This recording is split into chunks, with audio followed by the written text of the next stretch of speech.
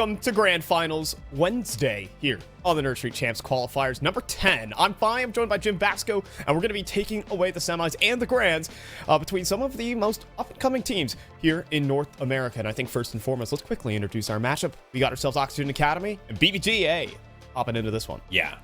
Super stacked, of course, like we were just talking about 5 moments before the show went live. Oxygen Academy have not been doing a lot of losing in general, right? Nope.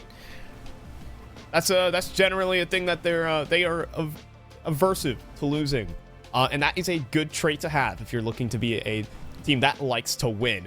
Yeah, 90% win rate in the last month across their series results. Actually, just a little bit higher than that even. It goes up and up for Oxygen Academy. And for Built by Gamers Academy, well, they come up with a bit of a surprise victory over NYFU in the quarterfinals bracket, and working with a little bit of a stand-in in Thwifo, as well as a new primary duelist in Zeldris. BBG Academy, at least the many looks that they have had in this space, this one might be their best one yet. It very well might be. OXG Academy do have their work cut out for them, and so it's going to be a matchup for the ages, to be sure. Oxygen Academy, like you said, too, we are working on map picks as we're talking, and so we had a premonition that maybe Icebox would be the first one, and so if that's true, Fi, stats for Oxygen Academy on that map look ridiculous. What were they?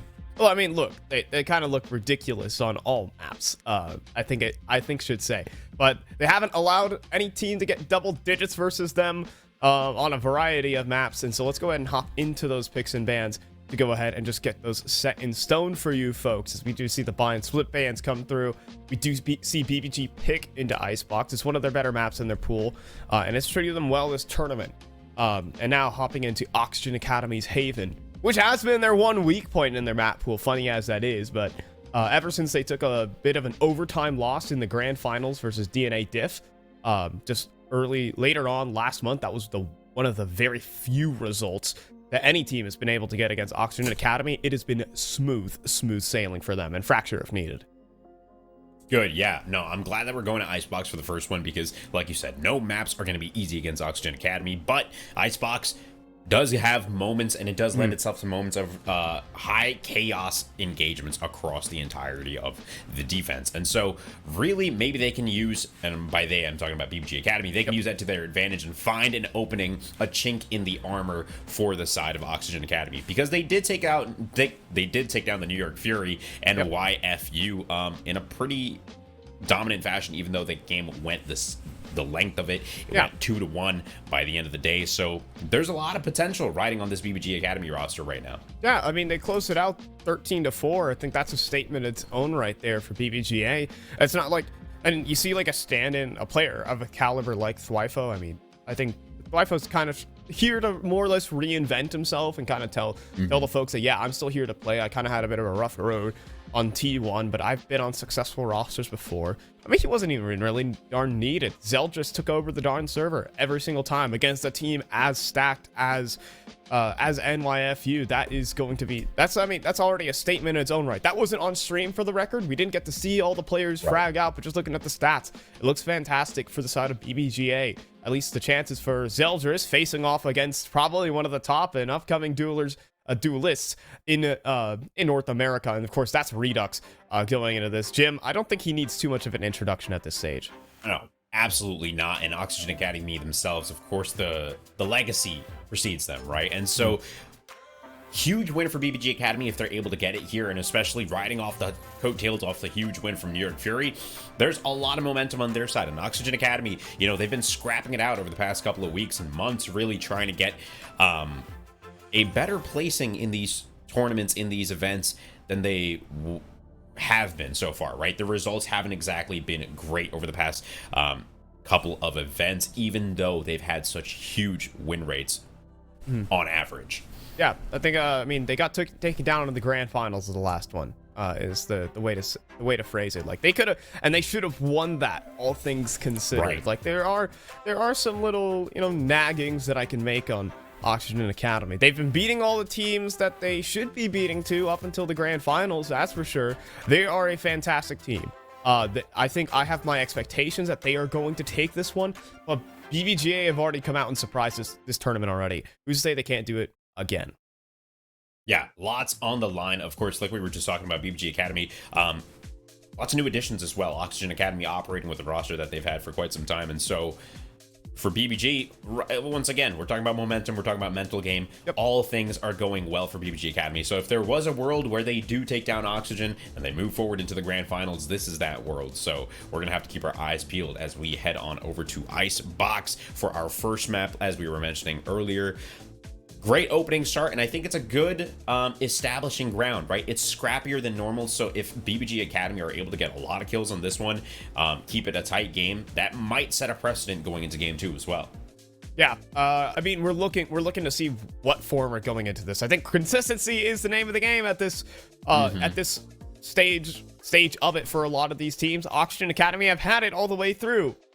You can't really take one like solid result and really say, okay, yeah, this team has got it all the way through. They've got all their ducks in a row.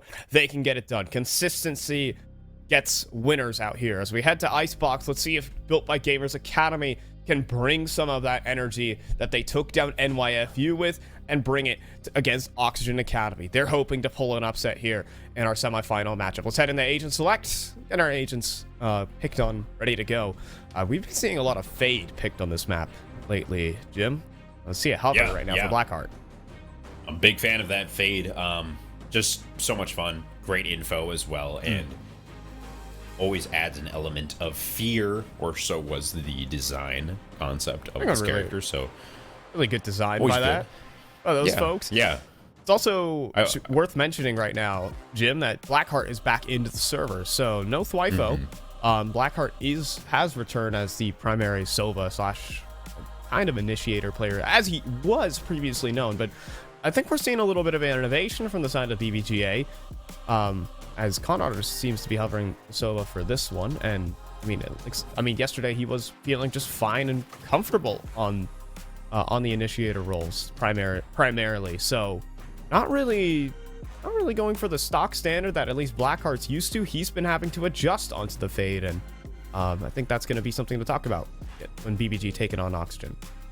Yeah, absolutely. Oxygen not even opting for any of that action, sticking to what they know works and what works well, getting things sorted out momentarily. But yeah, like you mentioned, that Fade just making an appearance more and more often, and I think we're going to see more of that moving forward. But it's an interesting pick to take the Sova and the Fade, right? Yeah. More commonly, you'll see either a Sova and a KO or a Fade and a KO, so that you're not, completely going the information route when it comes to all your initiator abilities, but maybe there's a game plan behind it, and I'm excited to see what BBG Academy have in store. Of course, they're working on their agent select as we speak, so we'll see what it comes down to when the actual game gets rolling. But past that, Oxygen Academy, once again, it's just 90% win rate is scary. And for BBG Academy too, like, you're coming into this, you're like, okay, we're not expected to win this, so kind of leave everything at the door. We can play our hardest and hope for the best, because in the 10% chance that we do, what a story. I mean, yeah, this bracket was one of the most stacked brackets we've had in the open circuit as a whole. Like, I think number 10 had teams Sonics, NYFU, Cloud9 Academy, that Oxygen Academy have already battled through to get to this point. This one would probably be more than the rest, all things considered, as we're going to actually end up redoing Agent Select. But either way, laugh all you want, folks. But this one, it'll take a hot minute. But, for Oxygen Academy, at least, they have fought through probably one of the harder brackets. You can say the 90% win rate is cool and all, but the teams that they've played against have not necessarily been, at the highest level. They beat TSMA in one of the grand finals that we happen to cast. But outside of that, it hasn't been any incredible, impressive result or upset. This is probably the most stacked bracket they've had to face off against. So I think this is like the real test and the real crowning moment here for Oxygen Academy to say, yeah, we're still consistent. We've been doing it for a month straight, and we can do it for another month now. I think that would mean a lot for Oxygen to take this tournament over the others. Absolutely. Lots on the line for both of these squads. Different things to prove. They're at different points in their anime arcs. The training arc is what's happening right now before we head into the big leagues.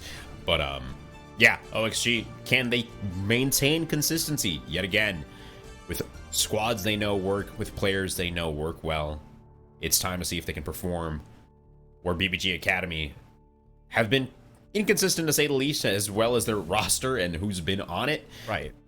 But finding moments of greatness, finding a big win over NYFU, hoping to take that momentum even further, and a good and looking at the compositions from both sides, pretty standard to what we were seeing last time around. Zeldris, of course, renowned for that jet play. So being one of the newer additions to this roster maybe makes a big difference on that duelist role. Blackheart taking back his place on the roster as well, maybe just for the map, maybe just for the series. Onto the Fade, though, trying new things as well. So there's a lot of variables for both these squads, and I'm excited to watch it. Icebox is a great place to start things off, like we were mentioning before. Just scrappier overall. And so when it comes to dueling, we'll get a good glimpse as to what these individual players are capable of and what sort of shenanigans they may get up to. Lots of opportunity for shenanigans in the middle, though. That's why I love this map. Like, there's just so much opportunity to make something happen throughout every stage of this round. We'll see how BBGA can handle this. This is their map pick. Oxygen Academy going to be starting off on the defensive side. However, and starting off a bit of a B mid lean, it's going to be a rush. All right, drone out. Redux? Not taking the time to clear the corners, though. Redux with the drop down. Good for one. Beautifully done. Fireball returns. It's a 4-on-4. He's still here. Redux still posted up at yellow. Yeah, gets rid of the shock, or gets rid of the recon, but Zeldris good on the peak. Great timing. Finds another kill to put BBG Academy now in a 4v2. All right, Spike's going to get set down in, and Verdi tries to get aggressive, but that's it.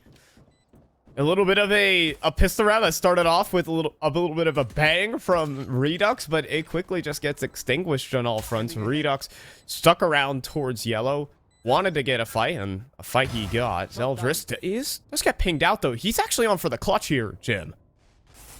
Gonna give it a shot. Why not? It's the pistol round. Anything is possible with BBG Academy down at pretty much 150 HP across two characters here. Verno needs to clear the corner, but he's not going to. His fireball tucked away.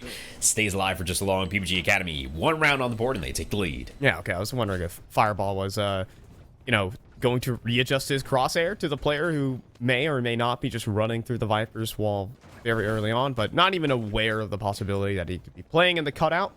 So that's going to be BBGA walking away with the 1-0. I feel like Oxygen Academy actually had a really good chance of winning that round. There's a lot of just getting outflanked there from Redux.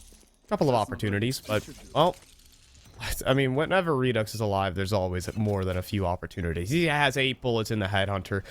I don't write him off here, Jim. Yeah. The rest of BBGA are playing this one really fanned out and slow, so it could give Redux a chance. And there you go. He finds one, but shut down, win condition gone for Oxygen Academy. The man who makes everything happen, Redux, is on the floor, unfortunately, and you gotta keep taking risks here. Yeah, trying to make things happen as Chamber. You got that TP. You can take the risk, get out, nerfed. By his lonesome on yellow. This can get dicey, and so playing yellow really well, just staying out of eyesight. Hello? Comes around the corner, great right click onto Blackheart, and that's pretty much the best thing that you can hope for, right? You're on an eco round, you've got a classic. All you're looking for is a clean right click, and now Rustin, giving his eyes peeled on yellow, watching the cross with the Sheriff. He's going to get walled off and is forced to push forward as Verdi on the flank. Tries to make something happen, but Zeldris peeking out through the wall from yellow. Finds a quick one. Looking for another top sight. Finds the second. And Verdi all by his lonesome in a 1v3, 20 HP to his name. Just going to try to find a headshot, and if not, BBG Academy are going to seal a quick second round. Just give it a second, and BBG are going to get their 2-piece. Does get a little interesting with the classics, bringing it down to equal man scenarios, but maybe that's even where the Spectres thrive even more. Could be just that. Easy goes, the smooth sailing at the moment for BBGA, as expected, of course, when you get the pistol round. Now the bonus, though, and things aren't actually expected to go BBG's way.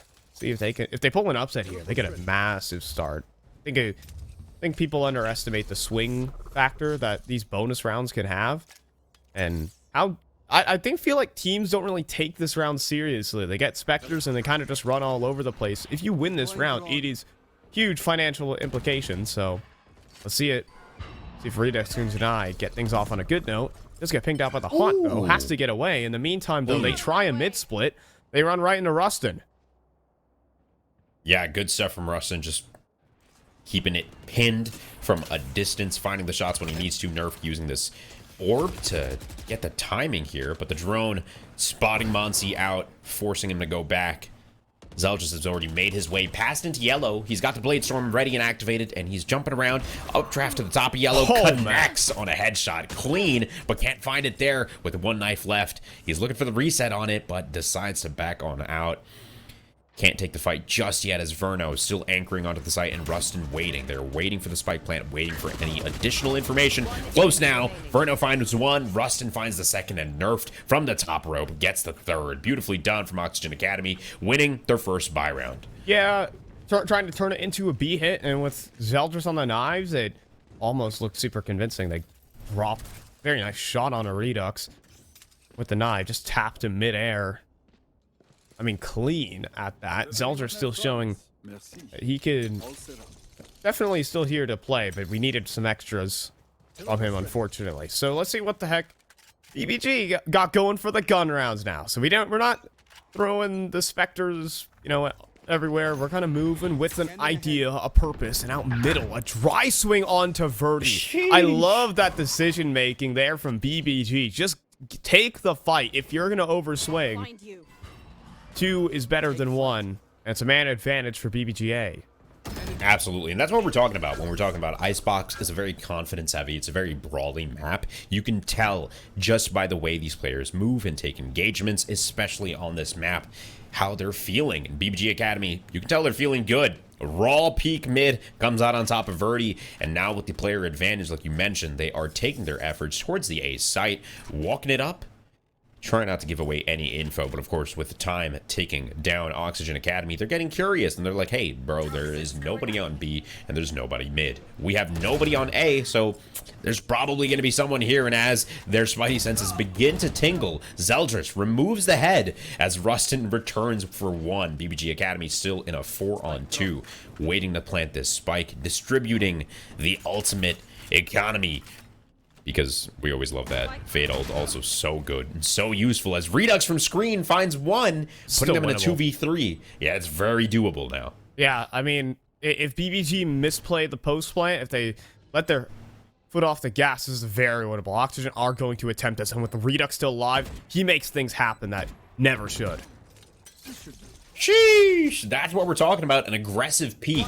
And the lineup, not good there. Redux good for 3, lineup not stuck, and Redux finds a 4th in a round that shouldn't have been possible. Oxygen Academy tie things up. Of course I'm right, folks. Of course I'm right. Redux just makes things happen that shouldn't happen. And guess what happened? Well, also, BBGA also let their foot off the gas in that one. They gave Redux way too much space to work with. Redux just gets a free 1v1 wherever he goes. Absolutely seamless crosshair placement. Surprise, he's going to win the gunfight. Redux just gets away with things he should never get away with. And that's what makes Oxygen Academy such a deadly team and him such an asset to work with. It's 2-2. It shouldn't be 2-2. But Redux just wills it that way. Yeah, beautifully done. Really, BBG Academy showing so much respect to the Oxygen Academy team, which is a good thing, but like you said, Five, it results in a bunch of 1v1s. That is not good, because you've got Redux on the enemy team, and he will come out on top. And so BBG Academy now on an eco, taking their time, using their util to push slow through B main, and Oxygen Academy cognizant of this fact. They've got 2 people on B and 2 people pushing up mid. Verdi now on a solo adventure, going for the flank. And of course, the Viper from BBG Academy posted up on the Sentinel position, just kind of waiting it out as BBG take their time. They don't want to risk giving up anything here and are trying to get a pick off the back of this tour de force from Fireball. He's going to try and work forward in the angles. No one's actually swinging right now for Oxygen Academy. Instead, it's Verno who lands a tag on a con artist. It's a big element of any post plan or execute. So Fireball is going to have to do much of the heavy lifting. Has Redux to lock horns with the Tour de Force's fire off. It's a 2v4. Fireball can't hold the wide angle. Has to be afraid of a potential peek in. That means Blackheart falls to Verno. Now just Fireball 1v4. 4 bullets. He needs more kills. He's going to go ahead and switch out to the Headhunter. Now maybe wants to go back to the Tour de Force. What the Headhunter might just do here for Fireball. He gets himself 3. Keeps it close. But Oxygen Academy are still moving with it. 3-2. Beautifully done. Yeah, BBG Academy. Glimpses of greatness. Yet again, Fireball finding 3 when he needed to most, but Oxygen Academy shutting it down early. Like you said, Verno opening things up with that Hunter's Fury all the way back from spawn. Oh, that's kind of the risk that you take as BBG Academy, right? On a slow push like that against an enemy, against a defensive Hunter's Fury, if they know that you're in a general area and you're taking your time, you're using a lot of util, that Hunter's Fury will most likely find somebody. And so with that opening pick, the rest of the offense kind of fell apart. BBG Academy now, though, with a full econ, they are looking good, and they've got ultimates to work with as well, namely the Fade ulti and the Hunter's Fury from Sova. So, with the Viper's Pit being deployed from Oxygen Academy, locking down a lot of A main, getting pretty aggressive out towards Nest, too. Yeah, I know, it's so fun. Jazz hands, literally. Very, very aggressive jazz hands. Forward and... interpretive dance, really, just expressing a lot of emotion here. Yeah. It's beautiful, really. Some art but to the BBG way. Academy, they've slowed it down a lot. It symbolizes the art of how Oxygen Academy play Valorant. Just very forward, in your face, getting aggressive, good setups. They also have some great players. Rustin with the unupgraded Elder Flame Vandal, and Redux just catches another isolated lurk. Simple as that. See, sometimes the hold angles and wait for players strat could work, but maybe who needs that? They're getting a little too aggressive for a con artist liking, that's for sure right now. Yeah, Verno has to think twice. He's getting flanked. 30 seconds. Yeah, well, that was pretty tough, man. Nerf was in such a good spot to find something there, but BBG bringing it back really has Redux shut down from CT with an operator. Con artist still has to grab that spike. 15. He does the skill jump successfully. 15 seconds though. 10 seconds now. Time's running low. They know Oxygen Academy can manipulate the situation. Oh, Damn. Now it's a 1v3. That doesn't make things very easy here for Con Artist. He's a good player. He's been a star player. But now he's pinged out too. They really don't like Con Artist in this clutch, but he still turns it into 2. How is he just defied the odds? Can he do what Redux just did? Back's turn, barrel spotted, but so has Verno. Both players' positions revealed, but on top, Rustin's gonna stop the clutch. Oh my, Con Artist with the spray transfer almost made it happen. But Oxygen Academy, there you go. Defuse will come in. They'll get the round. 4-2. Man, tense. Con Academy is one of my favorite players. Not Con Academy. That's what they should rename it. No. Con Academy. No. Con. Shoutouts Con Academy, but this con artist is Bengali, so shoutouts to him. Got you. Yeah. No, I met him at a LAN in New York, and ever since I've been a huge fanboy. I was like, oh my god, you're Bengali too, bro. Like that's he will amazing. teach you. So, this is Con Academy instead of VVG that'd Academy. be great. Sorry, that's actually just like accidentally turned into a fantastic meme. Thank you so much. I will be taking that. Yeah, it's an alright meme. I think it could use some work, but Oxygen Academy, they're turning it on. 4-2. They've won the past couple of rounds in a row, and they're looking confident. Even though BBG Academy have these moments of greatness from individual plays, as a team, Oxygen are looking really good right now. Redux is going at it again. This time on top of the Radiant box, and he's so confident in his ability to flag. Does get tagged up by the drone though. That will do a good job at forcing him away. And they will be able to scale up to the site, combined with the Nightfall, but Redux does not care. He cannot hear anything, however. So has to be a bit paranoid about who could be flanking him and where, but at the same time, Verno will also find Blackheart. But it's Monsi on the site. 2 kills found. They tried to double swing the rafters, and he dealt with both of them effortlessly. And so now a 2v4 that Oxygen have to dig themselves out of, make it 1. It's just a seamless round there by BBGA. Great stuff from BBGA.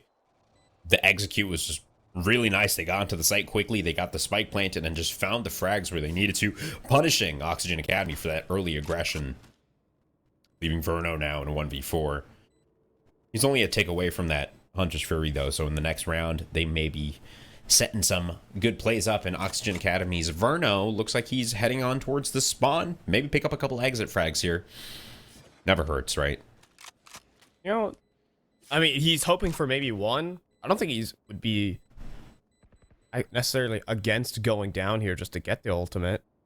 Surprised he's not more aggressive, belligerent. Yeah. Right? Trying to something. Trying to fight for a frag. He's there you go. Oh, he caught it. Alrighty. Just had to wait for Zeldris to get his way, and all right, now he has an ultimate to work with to start this round off. I mean, his finances are in a absolutely perfect position. So Oxygen Academy are still going to get a buy-in. Now they have a Verno ultimate too. Not bad. Yeah, not bad. Verno, he somehow manifested a kill in that round. He sat behind the box and the kill came to him. You know, Domino's 20 minutes or less delivery. It's hot and fresh. I don't know. I'm mixing up a lot of pizza places at once, but it's all okay because Oxygen Academy, even though they're only leading by 1 at this point, they are metering their aggression this time around, which is a good adaptation from the last round, right? They were getting kind of curious through mid. Verdi spending a lot of time under that tube, running up that hill, but not so much anymore. Oxygen Academy slowed it down across the board. And they do have Redux pushed up in nest towards the A site. So Nerf just keeping it swing this. Yeah, keeping it really distant. Oh, now he's blinded. Oh, great stuff. Good follow-up from Zeldris. He finds the kill there. Essential onto yellow. Picks up the Bulldog. Can play a delivery service here, but dodge the suppress as well. Now updraft back yellow. Ooh, connects for 1 shot, but not enough for the kill. Zeldris and team backing on out of B main as the presence is being made towards a Monsian Fireball taking the space now. Yep, folks, that's what happens when you lose your site anchor and you just have no information outside of that. No map control to take it in towards middle to stop rotations or at least try to find players of the attacking side. You just have a lurk walk up to A, and that's what happens. There you go, aggressive jazz hands again. Man. It kills me every single time. Viper Spit deployed. Oxygen Academy, they're hanging out. You know, they're just looking for lurkers, anything else, and they're trying to keep their guns. Yeah, it's pretty much impossible. 5 people are alive, and you're going to try to walk into a Viper Spit. That's tough. And so Oxygen Academy, good call. BBG Academy, though, tying it up. It's about principle, not practice. All right? True. Doesn't matter what happens. All right? It's about the principle of retaking 5v3 into the Viper Spit. You gotta think. You gotta think confident. Think American. Think NA. Think American. Yes. Be the American Japanese people want you to be. I don't know where that phrase comes from. Oh, like early 90s adaptations of like Guile in Street Fighter per se, or like Ken. Oh, okay. I know what you mean now. Oh, okay. Yeah. You know, just like extraordinarily buff, overconfident. Yeah, right. Yeah, super pro-military or whatever. Okay, that's that's a way to. We could just say, like, you know, nationalist. All right, you know, very American. Nationalist right? is a better word. You like, you know, monster trucks, burgers, eagles. You know the vibes. Yes, the flag. Yes. America. Yeah, and retaking Viper's Pits 5v3. Exactly. Yeah. It's all about principle. Now we're tied up here in the first game of this BO3 between Oxygen Academy and BBG Academy, and Monty once again punishing Verdi for this aggression. It's been happening round after round. BBG Academy have such a great read on that, and now with the advantage, what do they do here, Fi?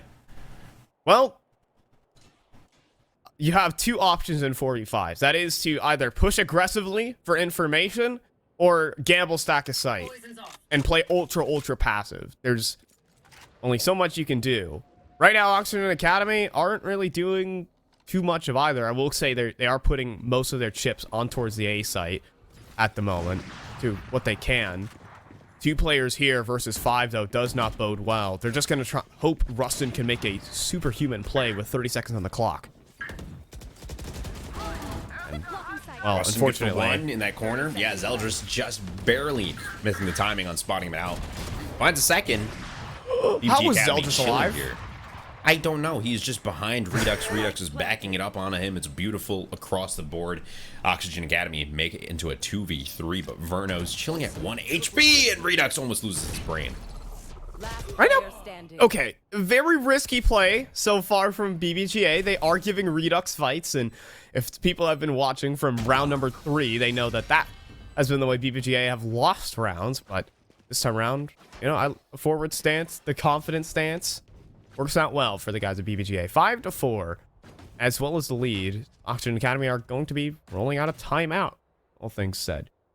I don't think they, yeah. I mean, really, BBGA have just kind of danced around Redux and or dealt with him. So it's been a little bit lackluster from Redux. If they let him get active, if they let him start finding opening kills and getting impact, that's how Oxygen Academy have been dominating games. Pretty great, honestly. And this game has been going back and forth, but it's been in spurts of wins in rows, right? Oxygen Academy winning 3 or 4 rounds in a row. BBG Academy returning with another 3 or 4 in turn. And so now, off the back of BBG Academy's high momentum here, Oxygen take this time out. Hopefully, put a little damper on things with the time. Just, 60 seconds of chilling out. Let's recoup our thoughts here and regroup as a whole. Oxygen Academy, they need to answer back, and their aggression's not working out for them on the defense. Not sure what they'll have to change, but it is currently the case as BBG Academy are in the lead, 5-4. Across the board, teams look pretty even. No particular player a standout on each side. Of course, Redux with a slight lead over his team, but it's pretty even. Yeah, pretty even there and pretty even in score. So BBG Academy honestly doing a great job so far with a slight lead here in our first half of this BO3. Changing it up, a little bit of a B-side default that is going to catch 2 players of Oxygen Academy. Not take them down just yet. I know Oxygen are going to reaggress, and Rustin's going to get punished for that. I think a little bit of hesitation there from Oxygen Academy where they do kind of in limbo of wanting push or not. Now just leaving Verdi to fight on his own from outside of yellow. Blackheart spots him out with the dog. Verdi. Oh, he sees. Gets tethered. Yeah, this is tough. You want to play yellow and you have to use your audio, but if you have no cues, it's really scary to play yellow by yourself. And at this point, someone could have crossed all the way to the right side, but Verdi opting for the defensive play here, especially because Oxygen Academy, they're already down 1. Good choice overall. This is a big position from Nerf. He denies all of middle control, and it's very easy for him to fall back. So right now, despite being in a 4v5, they could still put up a fight here for Oxygen Academy. 2 players on the B site, about to be facing off versus all 5 of BBGA. 30 seconds. Recon dart at the ready. Revealing area. So it's going to clear out all of yellow here. That's going to clear out yellow. The question is, what's going on behind the Viper's wall? Okay, well, that's a Verdi's gone. Yeah, that's going to be tough for the rest of this round. That's awesome. Great crosshair placement. Pays off through the smoke. BBG Academy get the plant down, and they're in a 5v3 post plant here. Redux, Verno, they've got guns. They've got some util. But at the end of the day, it's a daunting task nonetheless. Recon out, destroyed immediately. Actually gets tags off on one person back yellow. Now Zeldris, he's the duelist. Get an aggressive shot through the smoke. Connects for 3. Finds a 4th on the transfer. Zeldris great in that round and puts BBG Academy 6-4 over Oxygen. I mean, Zeldris is taking over right now, in maybe intentionally or unintentionally, because that second kill through the smoke I don't think was meant to really be. The Jiggle Peak got his teammate killed through the smoke, unfortunately, and then Zeldris just transfers the spray over and silences all our doubts that he's getting these out of luck. Pure skill coming up from Zeldris at the moment in terms of the aim. He's doing a lot. He's just managing his angles really well and just catching Oxygen Academy. They're already at a disadvantage and just making it hurt even more. Zeldris is quite a terror at the moment, who might be able to match Absolutely. Redux. I think we came into this game with Redux, a man who needs no introduction. Well, Zeldris has had not necessarily his time in the spotlight or necessarily the same amount of hype as his opposing duelist has gotten. So, it's good to see him on the board. How many rounds have we gone by now where either Verdi or Rustin are the first two to die? And so, once again, BBG Academy making a lot of presence at B main, but they're not pushing off of it, forcing Oxygen to take a couple of peeks every now and then. They're getting really curious, and they're paying with their lives time after time. BBG Academy now in a 5v2. They got a huge flank from their chamber here as Fireball gets almost caught out by that classic, but finds the better of Nerfed. And now Verno, location revealed. All they have to do is kind of wait it out here. You know, admittedly, this was an eco for the side of Oxygen Academy, so, I mean, if that was with 3 guns towards B, I'm sure it goes quite differently. You know, when you're only working with frenzies, you can only do so much. Also, little utility to work with, so you don't actually have, like, a real setup to maybe lock up one of the players or ping out, maybe allow Verdi to get in their face. Oxygen Academy play a very, you know, for playing a duelistless comp, they do play a pretty forward-facing composition and game style on this defensive side. Not that it's a bad thing, it's just an interesting observation. Get out of my way. So bring this one back, at least to the B-side default that's been consistently working for BBGA. You don't really see Icebox's Go A simulator, but they've been liking the B crates here. And again, Oxygen A are going to be fighting for it. This time Nerfed kind of joining the party with Verdi. Null Point shutting down that drone, and so they're gonna have to take their due time to clear out these angles using the dog. Spots one out. Are they conscious that there is 2 on yellow, though? Taking the peek, Zeldris finds the head of Nerfed as Con Artist off the back of that aggression. With the Hunter's Fury from the back, BBG Academy catapult themselves into a 5-on-2 post-plant situation here in the last round of this first half. Maybe this is a bit of an uncomfortable Oxygen Academy that we're looking at right now. Not quite getting their setups together. Verdi, well, did get caught out by the Hunter's Fury, but you also had Nerfed just trying to fight out from the yellow side, just getting blown up by Zeldris on the spot. There's not much fight. Again, these fights are isolated, and that's what BBGA are liking here. Still trying to retake this one 2v4. They are getting flanked, so they need to be quick about this, and, well, unable to hit the shot. Verno needs to put on quite a highlight reel right now, and, well, highlight reels are stopped by snake bites, folks. It's on the spike. He has no time, and it's going to be an 8-4 half for BBGA. Great stuff from BBG Academy, man. Just beautifully done, especially that aggression. Not expecting a double up on yellow, but still coming up on top. Zeldris automatic with those headshots, and Oxygen Academy, like you said, not looking as confident as they usually do. Yeah, I'm normally used to seeing a very cohesive setup.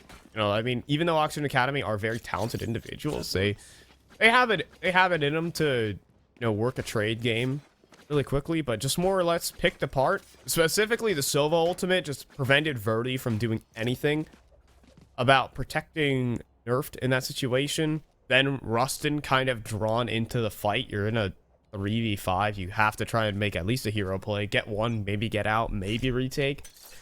And then by that point, the round's sort of over. So now, well, Oxygen Academy taking it to attack to replicate it.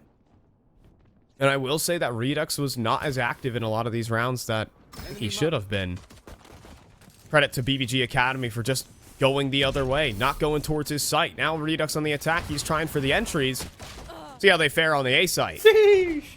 Birdie, great stuff there on the attack. Gets in a good spot, but Con Artist from Maze finds one to return. And now oh my. The 3-on-3. Zeldris wraps around the box back site, stops the plant, finds a second, and is looking for a third here as Nerf now by their lonesome.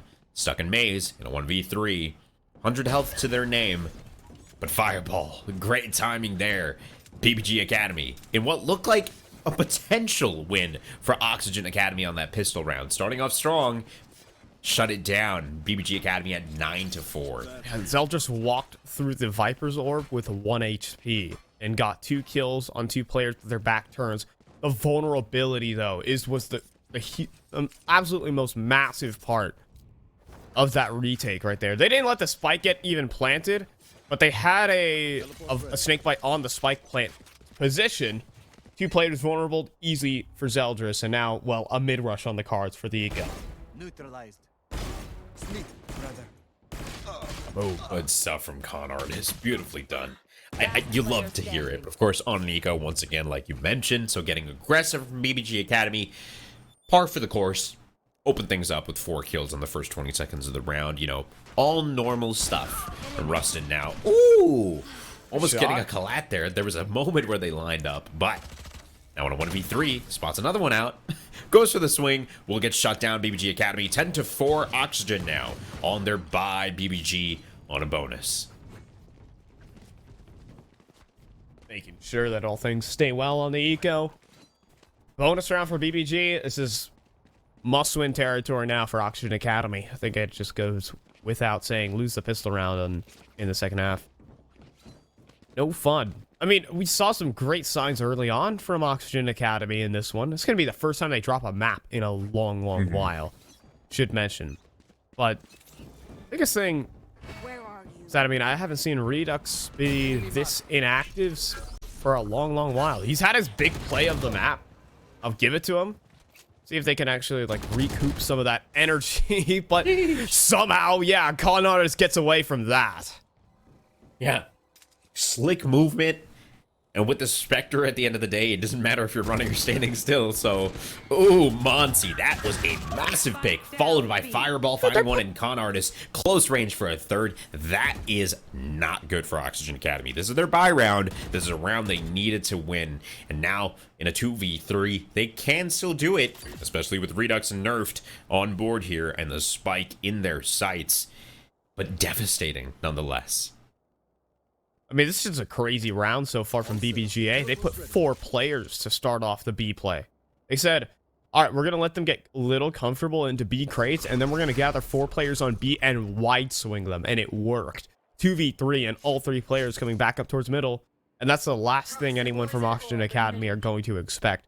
They could easily just send in Zeldris as bait, and then they're going to discount middle and maybe send the other 2 to clean up the flank. Either way, though, Oxygen Academy, as a result of this little operation, actually have an open B site, an open avenue to plant. Nerf is going to swing the site, but is going to go down to Blackheart. And now, well, Redux. 1v3! He almost makes it do again! But this time, Con Artist is there to shut it down. 45 HP is all he needs. 11-4. BBGA have just taken their bonus. Crazy stuff from Redux there in the last couple of moments. I blinked and missed him finding that last shot onto Con Artist. But, like you mentioned, Blackheart timing the Viper Wall well. Playing off the side of it, finding that kill, shutting it down. Forcing Oxygen Academy on a force round. They don't have time to mess around anymore. BBG Academy are at 11. They're 2 points away from winning this first map and getting closer to winning the entire damn thing. And like you said, Vi, it's been a while since Oxygen Academy have been in this position. What is it doing to their mental? What is it doing to their team chemistry? Oxygen Academy now on the attack. 5 people towards the A site, led by a drone. No gap closing to follow it up, though. And it looks like Oxygen Academy scared, hesitant. They know there's at least 2 or 3 people on the site, and they're taking their time, maybe backing off the pressure here. Oh, Zeldris like looking for opening kills. Oh, and Redux did just spot him. So yeah, they're going to get a flash to try and escort them into the site, try and get them on the angle. Not really willing to peek at the moment for the side of Oxygen A. They're going to wait for the wall to come through. Great haunt place, though. Spots out of a vast majority of players. They're going to rotate in 4 players right now, Jimmy. This ain't fantastic. This is not fantastic. Blackheart waiting for the recon. Great stuff from the inside of the smoke. Finds one. Backs on out of there with the advantage now. BBG Academy. They just have to hold on for dear life. Zeldris and Verno. Oh, man. They're paying so hard for getting so curious, so antsy. The spike's not even planted yet, Fi. And just like that, Oxygen Academy in a 4-on-1. What is up, Guardian Nation? Okay, what? I mean, but genuinely, what was that? What kind of entries? What on earth? I don't know what happened. BBGA had 4 players, and now, well, they don't have any. picked apart one by one, just pried apart even. That was by a Oxygen semi-automatic Academy. round. It was Guardians and Headhunters galore, man. That was what a violent round from Oxygen Academy. Just like that, boom, on your screen. Found a headshot. Now, well, okay, Fireball, don't tell me you can win this one. Nope, the Guardian right in the corner. A bane to all clutches. And Oxygen Academy are going to be able to pick up a force buy, a round they completely invested into. After losing the bonus round to their opposition, they had to win it. Of course, going down to map point this early on is just untenable. So they're still working with something here, Jimmy. They have to, I mean, they have to keep it going. Don't lose to the Marshals, but that's for sure. Yeah. They need to kindle some momentum. That's for sure. Yeah. If I'm Oxygen Academy too, I feel confident going into this round, but like you said, not entirely confident. Icebox has a lot of long lines of sight that you need to deal with initially, and so those Marshals can find a lot of value in getting tagged. Gonna find the follow-up. Verno, good for one off the back of Nerfed, finding another one on A site, metering that aggression from the side of BBG Academy. Oxygen looking good. They're gonna take the spike over to A. And like I was saying, I would have been afraid if I was Oxygen Academy if you hear that Chamber Tour de Force being activated. BBG do have it up and it's active, but it's all the way on the other side of the map now as Oxygen, with 5 members alive, make their way onto the A site, and Nerfed just stopping short of that angle, finding the kill. Verno finding number 4, and now Fireball. He's got all the ammo in the world, but he has no teammates. That might hurt. That'll hurt. No teammates. Like my ranked games. All around me are familiar. Yeah, literally, bro. Like, I don't even want to get started. he has a long tirade prepped and ready to go. I saw it in the green room. The scroll. Yep. It's very clean house. Flawless up for Oxygen Academy. Bye on the docket for BBG Academy. They're definitely... Well, now they have a couple ultimates to play with. Some good retaking ultimates, I should mention as well, with the Hunter's Fury. Plus the Nightfall. And Monsi's Viper's Pit.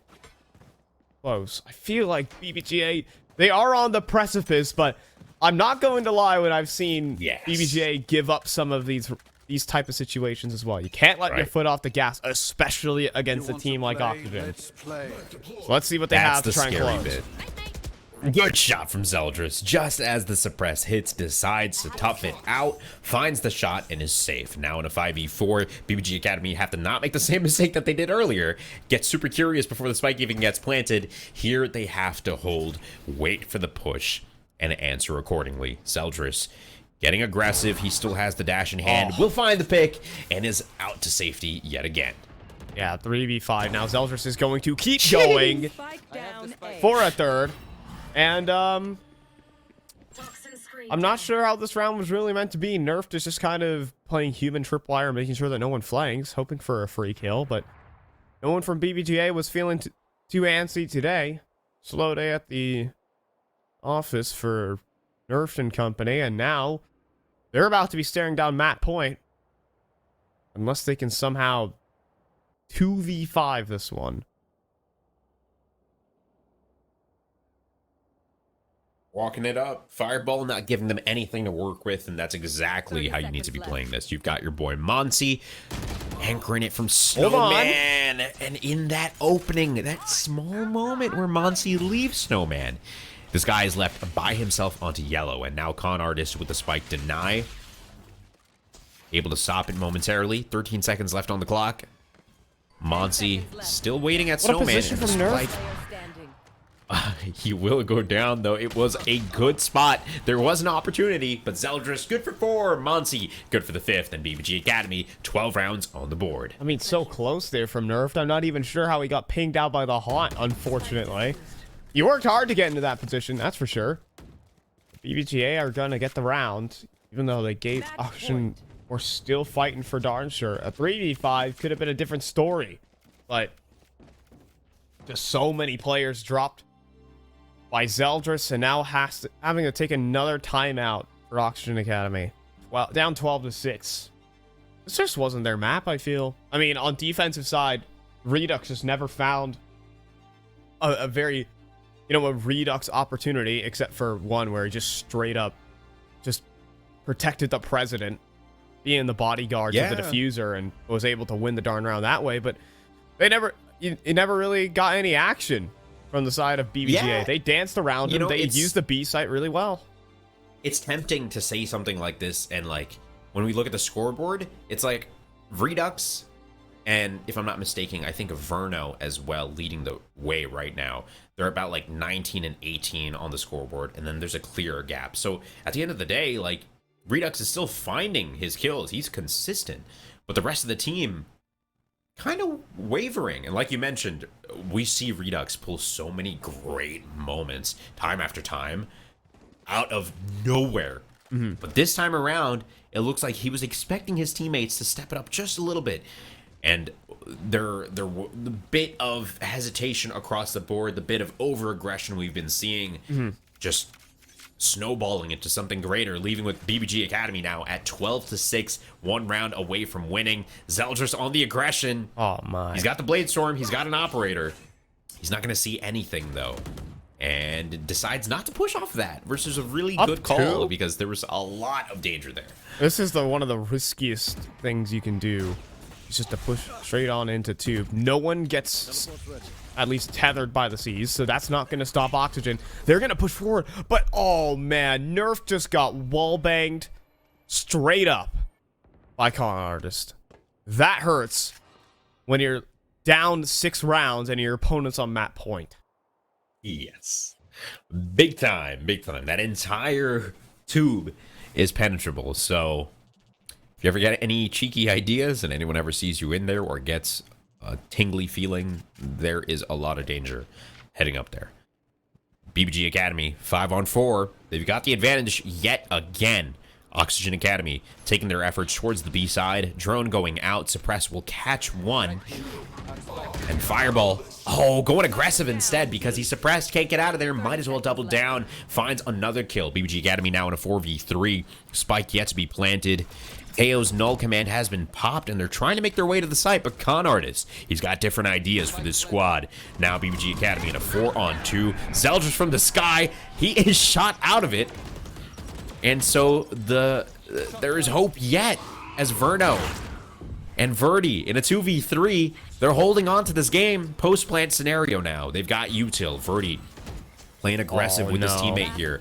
Verno vulnerable in the poison around Yellow and Monty for the final kill. BBG Academy locking down game number 1 of this best of 3. Wow. Okay. Built by Gamers Academy. We're talking about consistency early on, and can they maintain that? Was that win versus NYFU just a fluke? Well, they don't even need their stand-in anymore. I mean, first things first, Zeldris absolutely took over, but in the meantime, the return of Blackheart looked fantastic, and they were comfy. Like, I think their game plan going into that worked very well. Attack side, they went B a lot of the times and avoided Redux in the long-range angles, kind of tested that defense a lot. Verdi and Nerf didn't have the greatest at times, and BBG just took full advantage of it. Yeah, their executes looked really good too, right off the back of some great play from Con Artist and Zeldris. The coordination between the two was awesome because when Zeldris needed to find that headshot, he found it, no matter who the opponent was. And so you got to give it to him. BBG Academy clearly feeling it across the board. 13-6. That's no joke. That is a statement Fi. So Oxygen Academy got their work cut out for them. And it's a best of 3 series, so the marathon's not over yet. Yep. I mean, it was the pick of BBGA. I mean, that's the only thing you can take away from it. But it's been a long time since anyone's beaten Oxygen on really anything, Icebox included. We're going to go and throw into a little bit of a break while we set up for map number 2. That is going to go ahead and be Haven.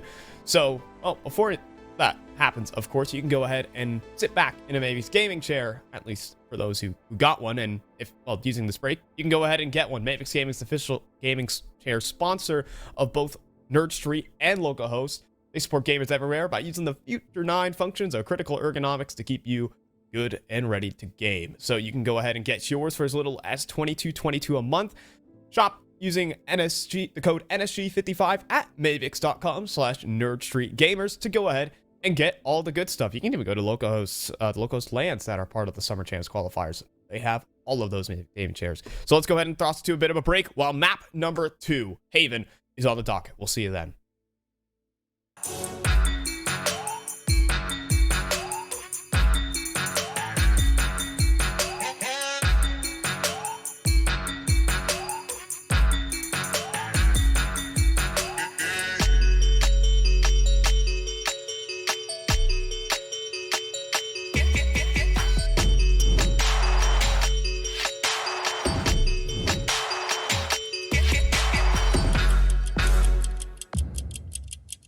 I know you only show up for these tournaments for the ads. I recently partnered with DigitalOcean to help spread the word on their amazing software. I think you mean their amazing web-based cloud computing service. Okay, if you're a developer, then you know how incredibly hard it can be to get started. Not true. DigitalOcean made their UI so simple you can start developing right away. Plus, they give you full access to their human support staff. Easy to start, human support staff. Don't forget, really transparent and affordable pricing. Okay, let's keep the tournament going. One of the reasons that I wanted this lesson with Super Akuma is because I felt like I had reached kind of like a plateau with my gameplay. I tend to teach more of a way of understanding the game, more than just, oh, you need to work on this, you need to work on that. He showed me this diagram that was pretty simple, and it was kind of something that I was aware of instinctually, but when you kind of like visualize it, it helped me gain a deeper understanding of the game. I gotta say, I've been having a lot of fun doing it. It's been very enriching, and it's helped me a bit. I've learned a few things doing coaching. You should definitely try Metafy if you're looking to level up your game.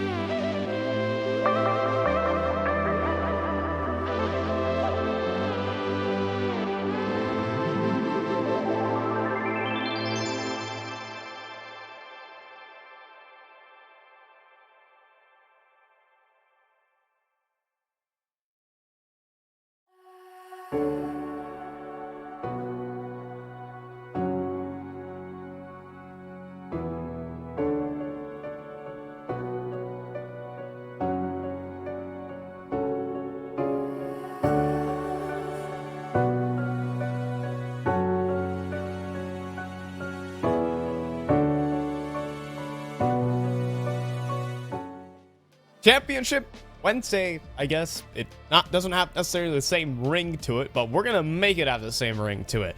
Jim. As let's go ahead and head into it. We have Oxygen Academy taking on Built by Gamers Academy in this semi-final best of 3. They take map number 1 in a really surprising fashion to where Oxygen Academy, I feel like they should have come through and dominated this whole event, this series, but we're in some weird territory. Now, admittedly, BBG got their map pick, Jim, but still, Oxygen Academy are quite a heavy-hitting opponent. So to take a map off them like in that fashion is quite remarkable. Exactly. Yeah, you couldn't have said it better. Even though it was BBG's pick, it's Oxygen damn Academy, right? Like, what the heck? And so BBG coming out guns blazing, 13-6, like we were talking about earlier and we've been talking about throughout the show. BBG Academy are coming hot off the tail of a huge win over the NYFU. That went to 3 maps and they won 2-1. And so we were taking that result into, you know, account here. It is an anomaly for the team, but can they use that to their advantage? Maybe they have higher than normal momentum coming into this match, and really that 13-6 definitely solidifies that in my mind as we head on into Haven. It is Oxygen's pick, and we are going to see their trademarked, you know, neon KJ comp. They got some wacky stuff going on here, but it's par for the course for these guys. Yeah, I mean, the Redux's neon has been one of the most interesting pickups.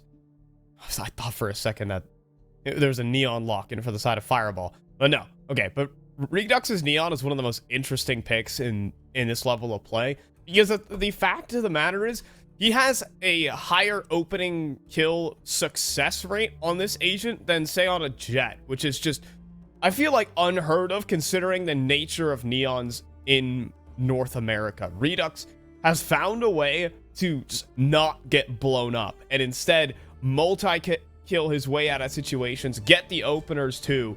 I think this neon on Redux is is quite the good looking outfit, I will say. Absolutely. I'm a huge fan of the neon too. If you can use that aggression well, it is so good to watch. And so, like you mentioned, Redux, one of the better neons in the nation and setting trends worldwide as well. So Haven is a map with a lot of potential. And Oxygen, interesting here, they have no operator presence really on their team. You know, that's something we do have to take into account. Haven operators, great for the A-long and the C-long sites, so we're gonna have to see how that plays out. But opting for speed, Oxygen Academy, hopefully, they're hoping they can run it back in this game, tie the series up 1-1, and take it to game 3. Right now, they're down in the series 1-0, and Redux opening things up with a quick fast lane onto the site, dashes on out, and gets instantly hammered by Con Artist. Right now, that's the worst possible thing that could happen. The one-way's through. Zeldris gets it blown up. Verdi the same. How have they gotten this round even remotely close? Blackheart still fighting on the site. He gets ran over. There were 4 people here on C, and they just won every single gunfight, but they're all low. Don't matter to Verno. Pissed around, found for Oxygen Academy. What on earth? What on earth is correct, man? What the heck happened there? Just when BBG Academy looked good for a moment, finding those opening picks, Oxygen Academy kind of swarmed from every angle, pushing up C-long, coming out garage, and shutting it down for BBG. So, really? A roller coaster of a first round. If that's any indication for what the rest of this game is going to look like, I'm hyped, to say the least. Placing alarm bot. All right, but I know Oxygen Academy have the better game plans, the better protocols on this map of Haven, and, well, going for a bit of an aggressive play when you're concussed. Be risky. Well, the aftershock is... Good luck, Con. I'll just say that. I don't think he was meant to really survive very long in this round. Fireball, Sheriff, open, praying. There are 3 players here. The player counts don't mean everything. Okay, really don't. Yeah, Concussed was good. Redux cognizant that someone's obviously going to help this guy in the corner on A long. So he's waiting for his team to catch up. Team deals with the Sova. Redux stuns that Raze, chases him down like you mentioned. And even though there were 3 people on that A site, it didn't matter. Rusted now. Watching the flank. Sentinel doing Sentinel things. Monsi, unfortunately, will be losing his brain. Oxygen Academy 2-0. BBG Academy taking us to their first buy round. Oxygen, obviously on a bonus here. The bonus round is gonna... Redux doesn't mind working with the Spectre. No neon. Ryan's working with a Spectre. I think the fast playmaking of Oxygen Academy has just been drilled so much that should work out as intended. They've had a lot of practice on this map. Comparatively to Icebox, I feel like maybe Icebox is the map they don't really feel like they need to work on too much, or a map that they don't really work on all that much. I'm not necessarily sure. Could be a question to ask later, as they are already making their way onto C, but they've practiced this execute 100 times. And there still is a player on the site. Monzi, though, does get concussed up, but the trades are coming through in favor of BBG as Fireball just lasers away for 3 kills. And now, well, Con Otters running and gunning. That'll help the war effort. BBGA will get past the bonus. Okay, BBG Academy firing back strong with that round. Fireball opening up for 3. Every time I say Fireball, I feel like Pitbull. I just wanted to put that out there. But opening it up for 3 from the back of wood, that head glitch spot is deadly. And really just what a great round from them. Needed to be won, and definitely didn't need to be won in such a dominant fashion, but it's once again a message as to how BBG Academy are feeling, and so not going to let up on the pressure here. Oxygen Academy looking for a fast A push. BBG Academy ready on the fight here in the first real round of the game. Both teams with fully stocked weapons and armor. Deploying drone. Now Verno is just going to let the drone fly. Figuring out a lot of the different angles. They are ready to commit if they do find any picks. BBGA can't really fight for information on the A side, and they do actually lose Blackheart to a wall bang, just a straight wall bang, in fact, into Garage. And now they're going to walk back to Monzi. Oh boy, does he have a lot on his plate. Oh, got 1. Looking for 2, but he just second guesses his step just by a moment. And in that moment, he gets swung. BBG Academy. Interesting from them. They've got Connor so far up. Oh my god. Watching the cross here. Is he going to shoot? Trigger discipline. He doesn't know how many are coming through, and he's got a great spot. Oh my, he's going to let him all pass. Okay, there it is. Finds 2, ready for the flash. Breach is great in these situations. Get the flash, but Nerf is there for the help in a 2-on-2. Khan Academy. Great job. Khan Artist equalizing things, and Zeldris 6 HP from short finds the headshot. Puts them in the advantage in a round that should not once again have been possible. 10 seconds left. Things happen. 10 seconds. Spike getting planted. Thing is, it's getting planted on the off angle. Oh, he has time. He does have time to set this in. Barely. No way. 0.2, baby. Yeah. Okay, Verno's got it. Clutch now, but no. Fireball will shut him down. But man, that's such a roller coaster, man. What a round. Holy. You know, Khan Academy. Yeah, it slipped. But in a way, it's a great call. You know what? It's one of the fantastic caster calls. It's Khan's Academy right there. I mean, what an angle. What trigger discipline to let them pass. It's a risky angle to play there too. Some people would just maybe tap out the KJ who walked right in front of him instantaneously for fear of being checked. But exactly, right. Right, and if he does fire off, then he's getting wall banged. Then he's gonna go down and only go 1 for 1. Exactly. So I mean, some good micro play there from Con Artist to get himself the double kill.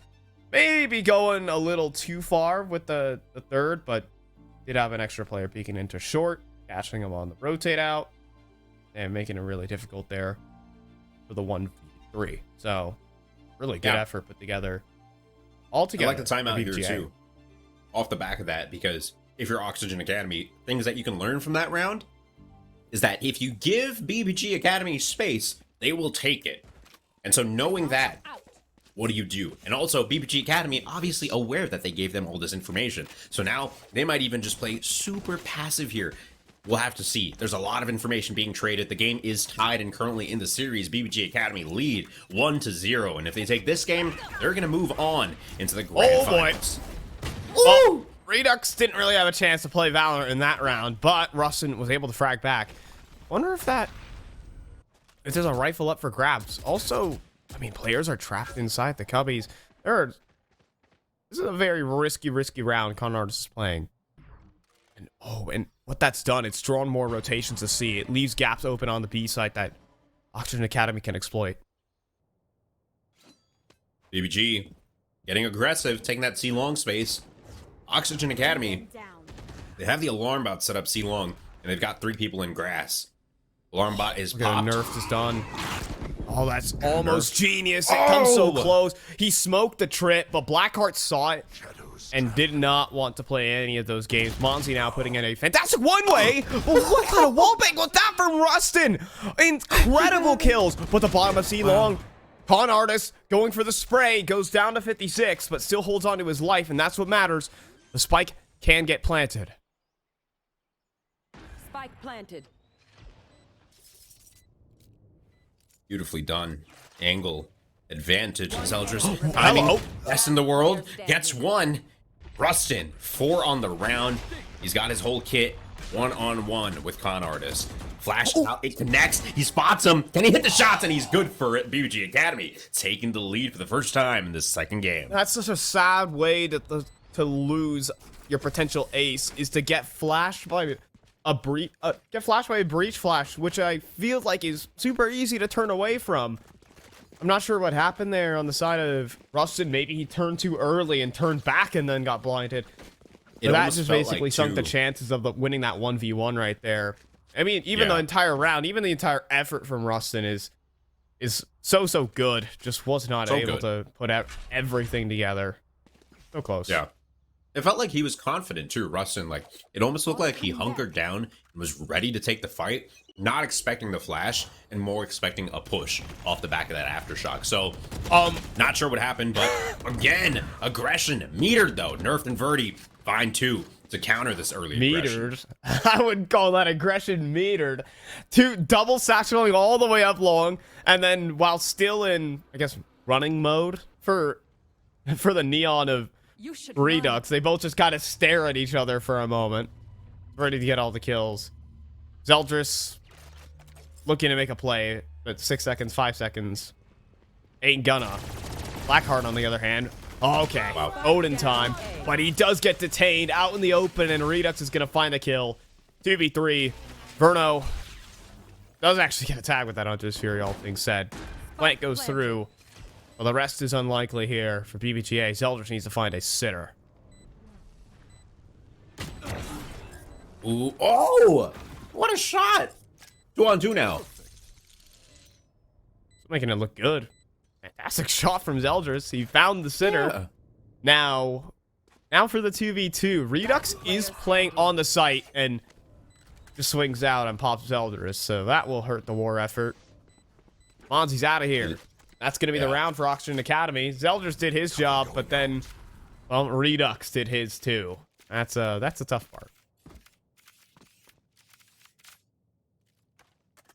Good stuff from Oxygen Academy. Answering that aggression so well. Ready for it. Posting up, getting 2. As soon as that happens too, like, the round's pretty much over, you know what I mean? Like, that's just like cash to that point. Good stuff from Oxygen Academy. Going into the next one, BBG holding on to that operator. They've got lots of ultis to work with, but ultimately, they're going to be on an eco round. And so there is potential for this round to pop off positively for BBG. I'm out of here. But Oxygen, cognizant of the economy and the ults, looks like they're going to set up a quick C push here. Starting things off, Zeldris is going to break out the tour de force. He TP's out, but then returns in for second servings, and that will do very nice for him to get a kill.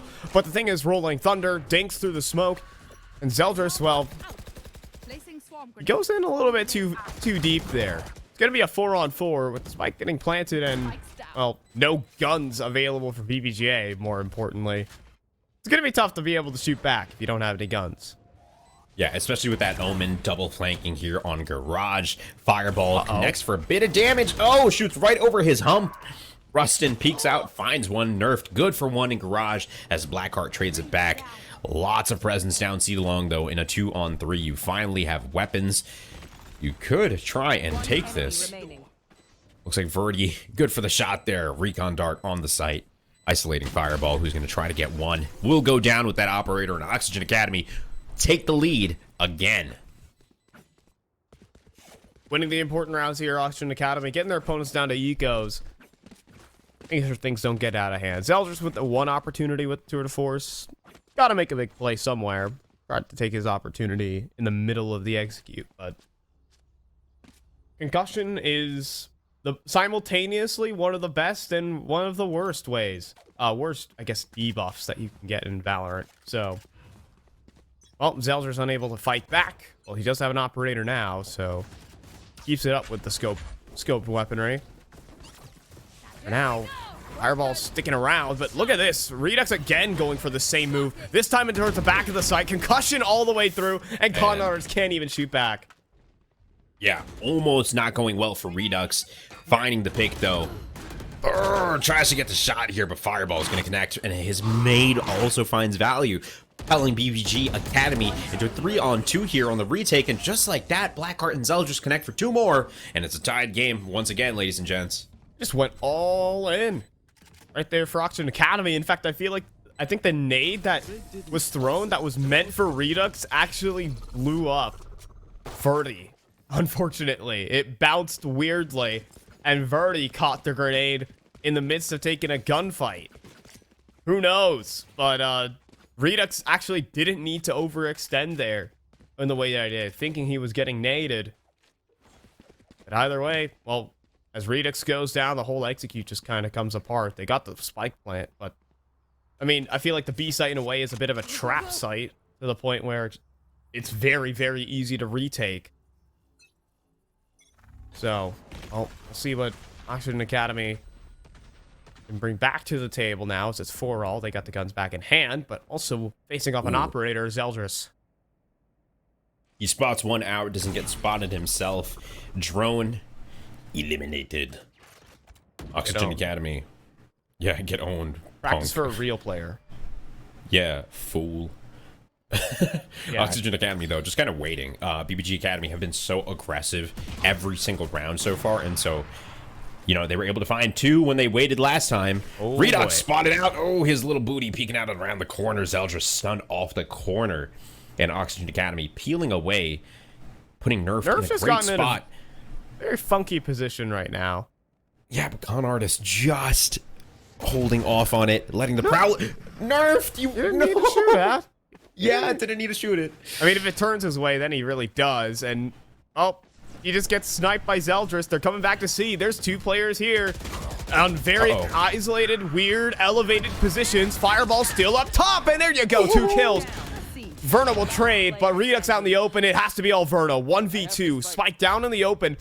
Still cannot hear a darn thing. Keep in mind, they're pushing all around the site. It's paranoia for Verno, and surprise! Con Artist walks around the corner. 5-4. BBGA, they strike back with their own lead.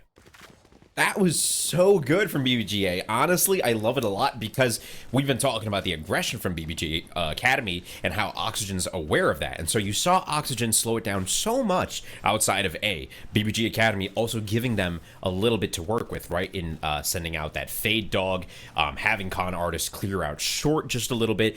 They were letting them know that, hey, here's some pressure on A. You think we're going to go aggressive. But then on the other side of the map, on the C side, like you said, they had their Omen, Monsi, set up on platform. They had their Raze set up on the high ground. Weird in the close corner, but it works out for them. BBG Academy fire back, and they take back the lead as Oxygen now try to take it quick through Garage, and we'll slow it down on the actual aggression here. They take a little ground and then slow it down a lot. Nerf has made his way out to this little cheeky corner. Zeldris. Nerf is not escaping this one.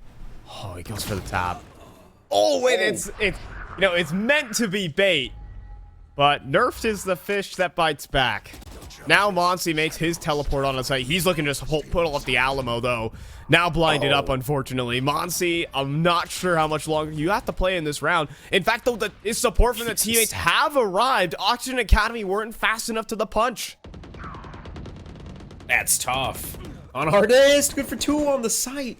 as Verdi returns and claps him back in a 2-on-2 now. Oxygen Academy, they don't have all the health in the world to work with, and now Fireball knows that there's one on default, and he's dealt with the person coming to help him out. Verdi held around the corner. Blackheart comes out on top, and BBG Academy 6-4. There we go, another good retake. This time, Con Artist comes up with a multi-kill alone on the site. They were rotating away. They're like, wait, they might be trying to outplay us here. And then, well, they come back to A, and Con Artist alone on the site, a 2-for-1. And that's what gets BBGA back in the round. Even Oxygen, I mean, it feels like Oxygen Academy with so many opportunities with the opening pick. So nice from Nerfed. Wasn't capitalized on, and all of a sudden it's Built by Gamers Academy with a 2-round advantage.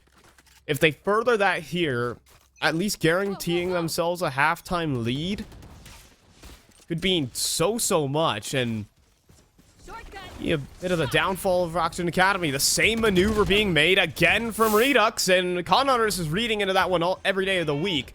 Doesn't matter though. Rustin's done his job. He's gotten the trade. They're gonna push into A now. They're just gonna try and force them back. They don't want B. They want a different site, one that's more defensible and all that good stuff. And now they're running right into Fireball. Cannot get the multi-kill, and everyone gets away. They'll get the A site the hard way. 2v2. That was not good. Spike planted. But Oxygen maintain a lead here, 2-1. In this 11th round, Zeldris going for the drop, spotted out, goes for the swing and is shot out by Verno. Oxygen Academy 5 to BBG's 6. But what a weird round 5. What the heck happened there? So, at least they go for their standard B-side entry, but they know what the setup is for BBGA in a lot of these rounds. They know it's mostly just Zeldris or at least moving around the map and kind of playing a bit of a C-side lean with, well, what would normally be the Rays, but at least Monzi joined with another player with Blackheart inside of Garage. So they just say, okay, well, how about we just run A? There's only one player there. But now we have a little bit of different setup. A classic running down long, unfortunately. Did he have a rifle? He should have had a rifle. Either way, it's a messy one. Going 2v3, but at the end of it, they do have the C site, but no spike. And no more Verno or Rustin. 2v3 turn 1v2. Nerf has to make things happen. One enemy remaining. Out by Garage. Great on the connection there.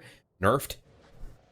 Second one could be anywhere, but he spots out the util. Realizes he has to be on the other side of this garage door. And in this moment, Fade making her way up B. Nerf cognizant of the fact and isn't able to find the shot because Blackheart wrapped around so quickly and was already holding the angle, getting the better of Nerf there. And BBG Academy on top of Oxygen Academy at the halves, leading 7-5. And, you know, it's back and forth. It is a really scrappy map, this one.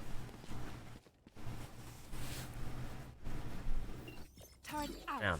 I mean, shoot, the site brawls that Redux has been going for. Been all over the place. And this one, Oxygen Academy now going to be starting back up again.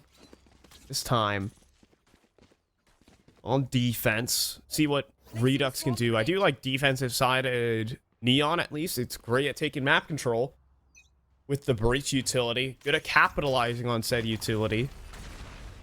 They're looking to just pop out and try and crunch in towards A lobby, and surprise, no one's home. They're all outside of the house here. BBG is so aware, though, and are just waiting for the aggression, but the timing not working out for them.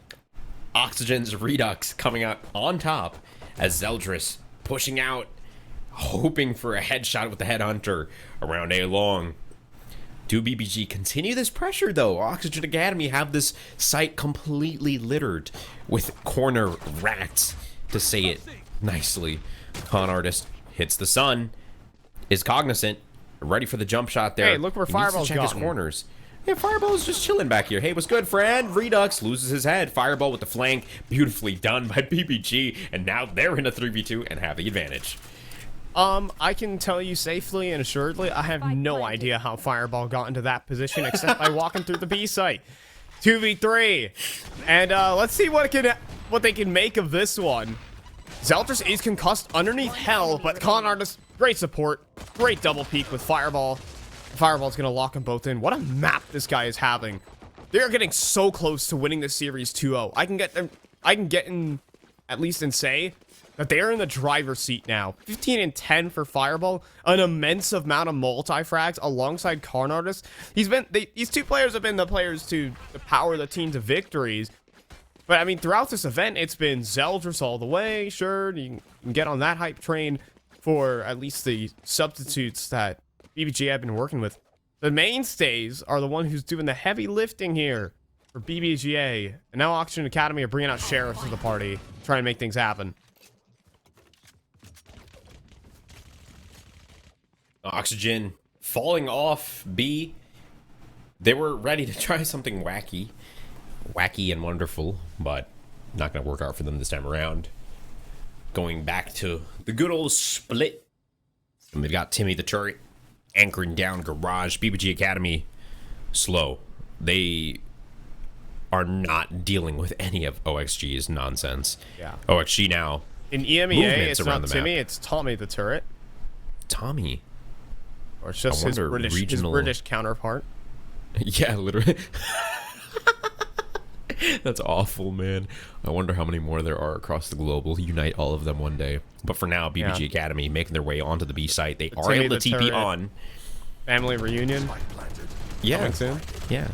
The world tour. Ow! Oh, that Verdi, hurts. what a shot. Yeah, that does hurt. All right, that stings. I mean, okay, if the Sheriffs can retake, that would mean everything right now for Oxygen Academy to get back in it. Let's see what they got. Right now, though, it's Zeldris finding one in Garage, and they're slowly getting dealt with, wrapped up at the moment. Zeldris is going to just run through them. You would have. Blackheart's going to find the kill either way. It's going to be PBGA finding 9-5 on the eco. I mean, they made an attempt to retake it. The thing is, with Oxygen Academy and going for that kind of buy, you're down to all half armors versus Spectres. That is scary. That is... That's kind of like, you know... I'm not going to try and make a metaphor out of that one. I was waiting. I was like, where are we going? Where are we going? Where are we going with this one? There are a lot of opportunities, a lot of cards in the deck, but I'm not drawing any single one of them. You'll never know what I was thinking. Unfortunate, really, as Oxygen Academy now. Going back to their old ways. 3-man aggression out A. I like how I'm in the position here, Jimmy, to the point where I don't have to complete my metaphors. You know what? I'm going to just say no. Good. This is a nice play here from Zeldris. Look at this. Already up in Garage window. And it's just cutting rotations potentially from the C site or putting pressure potentially, but a huge kill from Verdi in the back of the site, blasting Fireball. Yeah, they're playing great angles here. Rustin's not actually on the C site. No one's on the C site. And Blackheart is tucked in. I mean, it's 4v5, but BBGA has such great positions. And they use them, though. Blackheart, there he goes, finds the rotate, looking for 2 more. Verdi and Gang, with the better guns, come out on top in that fight. BBG Academy, though, finding the plant as the Paranoia goes out, nerfed, making this into a 1v4 for the player on site. And Monty goes down, and Oxygen finds 6 on the scoreboard. All right, a little dangerous round put together by BBGA. I think some minor overextensions in certain places where Fireball wanted to jump into C-Link or try to pincer onto the C site. I mean, the ultra passive stance there from Oxygen Academy worked out super well. They had players not really fighting, contesting for Garage. They had them more or less in their spawn or towards the back of the B site with Verdi as well.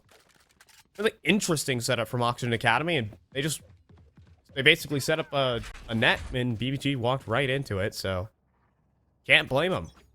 I mean, a cool adjustment. It doesn't look flashy, but that in the ordinary, that's for sure. Nicely done there from Oxygen Academy. Gonna need more of that. Those kind of reads. Like, Let's see if they can find him, man. Right there. like that beast mode ad. Dane. I get the ads you and I get are probably so different, man. No, it's a long time ago where it's like Kobe Bryant lecturing Kanye West. More. But I've already gotten all the records. I need more. I don't know what else I can do, Mr. Bryant. Classic one. Very Classic. That's a classic in my book. Some people should know what I'm talking about. Ripped 5 on 5. Goat. They're chilling out in garage right now until they aren't, until someone comes a knocking, and boy, do they get knocked down. Now double satcheling in. Oh no, Nerf couldn't connect it. He needs to find Fireball. He's losing teammates, bullets, guns, HP, and Oxygen Academy are in the floor. What a weird round. They just sat in garage. They just sat in garage and said, come and get us. And that was awesome. Yeah. Mind control. Hypnosis. Mind control. Exactly. They're manifesting this victory. PUBG Academy, like you said, sat down in garage, had someone holding the window, had someone holding the hall. Window peeks, done. Hall tries to help, done. Off the back of that, double satchel on the site, like you said, nerfed. Overwhelmed. There was just too much happening on the site. And PUBG Academy, 5 on 1 in a round number 18. They're looking to take number 10 here. They're really just hanging out and having a great time. I can't do math, by the way. It's round number 16.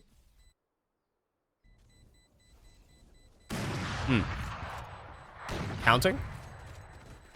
Yeah, Math is I hard. Stopped at 4. We can count. Is counting math? I have to wonder. Actually, it is. I think it certainly is. It certainly is. It's a start, right? But, you know, there's an argument to be made that counting isn't math, because it's just like memorize a sequence. I mean, what is math but memory? Well, yeah, you know what? What is the definition of math? Is it? I don't know. Is anything that involves numbers math? See, this is why I don't do math. This is why I if talk I'm about video like, games. Ordering a number 9 at my favorite fast food joint, is that math? Thanks. If so, Americans are like the top of the game in math. Yeah. Math involving numbers 1 through 1 through 9. Like if you're ordering a number, like we're so good at ordering number 8s here in America. We're like mathematicians. Exactly. We're like, all right, walking up wizards, C really. long. This is a fun strat. Walk up C long. No one make a sound. This is called walking up contact, folks. And Nerfed is about to be the huge victim of it. They have no idea this kind of thing is coming. Nerfed, he can't convert the kill. He's going to go down, and there's the double kill. That's the nature of it. If you're not going to peek... Oh, man, but what a Hunter's Fury from Verno. Almost lining up a double kill with it. And dealing so much damage to Con Artist. It was almost perfect until it wasn't.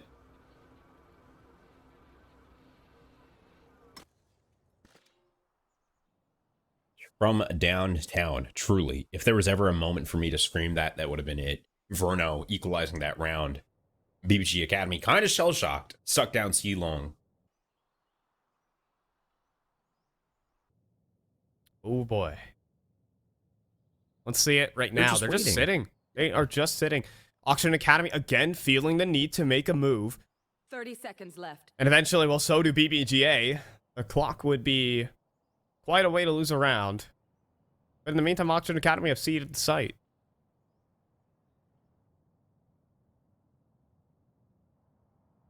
Oxygen Academy's patience just being tested round after round. With the spike tap down on the C. Oxygen Academy make their way up into C long, walking all the way because you don't know where the second player is. Chamber trap destroyed. And they're still having trouble clearing all these corners. There's and they a know lot they're of both corners there. to Like make away. right now, Zeldris knows that they're both playing there. Right. That's like there's just been too much presence made by Oxygen Academy. But what a shot from Verno! Unnecessary one. Fast lane. One that had to be hit, and then Connors can't hit the headshot. Unbelievable. They'll get the defuse despite them. They're basically walking into a two-man C stack, if you want to think of it like that. Like, think about the roles reversed. And that is a very unlikely round win considering the situation from Oxygen Academy. The position of both players known, an operator watching it, and Verno just blows him up. Tough. Like you mentioned, Zeldris knew they were both there. Saw the recon, the fast lane. But that fast lane was just wacky enough that Zeldris, peeking it, saw somebody, but wasn't entirely sure that he was spotted. Goes back on that wide swing, and Verno shuts him down for getting curious there. Really tough loss in that round. BBG Academy had a great setup, but 3 rounds separating these two titans, really. Oxygen looking good on the defense and looking to back rack to up what some more worked. points. Just walk up C. Don't make a sound, everybody. Don't make a sound. You may scream as loud as you can, but BBG will not be able to hear you. And, well, now they probably do. Now, Oxygen Academy do actually probably know that. Oh, no. Poor Rustin. He made a sound. Rustin. He made a sound, Yeah. folks. He meeped. And that is just getting dropped right there. Unfortunate for Rustin. And that was also the lockdown. That was meant to retake right now, Jimmy. And things get really, really hard for Oxygen Academy. But they dash in. Whoa. Redux makes it easy. That was fast. Beautifully done. Good to go off the actual flash there. Redux now in a 2v3, popping the ulti, fast lane activated in Cubby in close quarters, but he can't see anything. Blackheart and Fireball answer back from Long and Garage respectively. 11 on the board for BBG Academy. Alrighty. Finally, BBGA, they put that one together. They go for round number 2. Walk up long, don't make a sound. And since no one's on C, they're kind of playing off of the audio. They're hoping to play C retake, in fact. They were hoping to play C retake with the lockdown in. It was all supposed to be perfect. Except for the fact that they went ahead and Rustin was the first person to die. And they had no lockdown for the retake setup. So, well, it's kind of done and dusted from then. Now Redux has to make things happen that never should. It's kind of like a title. It's like a title of like some Norse character. Man who makes things happen that never should. Yeah, I know what you mean. That's funny. Okay, now in a 4-on-4 Redux, a great aggressive couple of shots at the beginning of the round, but they are on an eco. BBG Academy, they gotta make something happen. Oxygen, they're kind of chilling with that pick, and they're looking to find more as Zeldris finds a head through the wall of Verdi. I always know that like tour de force shots, headshots hurt the most. What is that, like 255? Yeah, I think it's 255. Oh, nerfed. This could work until it doesn't. Until Zeldris spins on you with the 2 de force and opens up with the golden gun. We're gonna sprint through garage, and there's nothing you can really do. A sheriff and a frenzy, not even 2 sheriffs. One's in the hand of Redux. All right, maybe there's always a chance Redux with a third. Bro, he needs the ace. Say it ain't so, and he sees guns in front of him, but Zeldris keeping that position locked down and trying to move through that slow is nigh impossible. So BBGA almost losing that round off the back of wonderful picks from Redux, but 1 point away from locking down this game, and just like that, Oxygen Academy have called a timeout. I mean, Zeldris is just fiending as well as, I mean, the rest of them. I gotta give it to Fireball too for having a hell of a game at the moment. BBGA, they've just made a lot of the just good reads on the attack side setup of Oxygen Academy, and I think that there's definitely been a couple of unfortunate rounds, especially when, you know, you're playing a retake setup, banking on the Killjoy lockdown, and then your Killjoy is the first person to get blown up by a showstopper. Like, those type of rounds hurt, because therefore you're just a man down, and you've given your opponent full sight control. There's just been a couple of those rounds kind of unfortunate, and Redux hasn't been the complete hero. Like, okay, he's getting cool triple kills in a lot of these rounds, but he's not closing them. He's not turning, you know, a huge clutch. I thought we got like an essence of it, if you remember the just insane protect the president moment on Icebox, where he just basically single-handedly protected the diffuser. But outside of that, it hasn't been, you know, superhuman Redux moment. And right now, in the most surprising way possible, BBG Academy are just 1 round away from eliminating Oxygen Academy in the semifinals. Can you believe it, Fi? Here we are, BBG Academy. Oh, man. Goodbye. And that's what we're talking about the concuss, right? It can be so good, but it can also just be so unfortunate. And Verno, he's getting dunked on literally from the top. That was disrespectful, as Fireball and the rest of the BBG Academy crew are running it down, running circles around the Oxygen Academy gang. In a 5 versus 1 situation, Verdi has his work cut out for him. Yeah. And things are tough as Con Artist shuts it down. BBG Academy shut it down 13-7 in the second map, taking it 2-0 and heading into our grand finals over Oxygen Academy. That's super surprising. I mean, BBG Academy, I came into this with Oxygen Academy probably going to 2-0. We came into this with the question that BBG Academy, do they have the consistency? Do they have any sort? Do they have the, I guess, you know, the firepower to back it up? They've had some rough group stages in these events. Like they've had some rocky roads, and all of a sudden now they're in a grand final, hitting consistency against, well, I would say one of the teams that embodies consistency, and that's Redux and Company and Oxygen Academy. Like, they are definitely proving themselves with this win, and they take the series 2-0. The other game, Virtuoso versus YFP, is entered into map number 3. BBG Academy will definitely have their opponent, their match, certainly, with the winner of that one. But all things said, you know, the question has been answered. Can they hit consistency? And I think, Jim, we're looking at one that just has in BBGA. Awesome stuff. And of course, when you're talking about tier 2 and tier 3 levels of competition and really up and coming stars, these are moments that you watch out for. Win off of NYFU, huge. Win off of an Oxygen Academy in this dominant of a fashion, even bigger. And now, like you mentioned, their opponents going to map 3 in their semis. Who will meet them in the grand finals? And will BBG Academy solidify themselves in history with a tournament win here? That would be amazing, and one way to really kick off this arc. It's also great for Zeldris because he is standing in more or less as a duelist. They've been trying to mix up their duelist composition for a long time. They had Shooker. Sneront was one of the craziest jets I've ever seen in terms of, you know, decision making, game style, the way he played, and now Zeldris coming in as just an absolute fragger. Is the way to phrase it. You know, I think he gets asked to do something, he'll do it. And that's what BBGA needed, certainly right now, as they take the series 2-0. We're going to go ahead to a little bit of a break before our grand final. But before you do that, you can get yourself a pack of Mike and Ike to go ahead and keep you fueled and powered up at your best. Mike and Ike, official sponsor of the Nerd Street Champs qualifiers here. And in number 10, well, you can go ahead and get yours. Original Fruits Mega Mix. I always think of Mega Mix as like the rarer one. You can go ahead and tougher to find, but it's always better when you get it. So power up your game with a pack of Mike and Ike Original Fruits or Mega Mix. So we're gonna go ahead and toss it over to a bit of a break. Grand final on the horizon here on your summer afternoon Wednesday. So go ahead, get ready. I don't know, get some Mike and Ikes. That's what I'll say, and we'll see you then.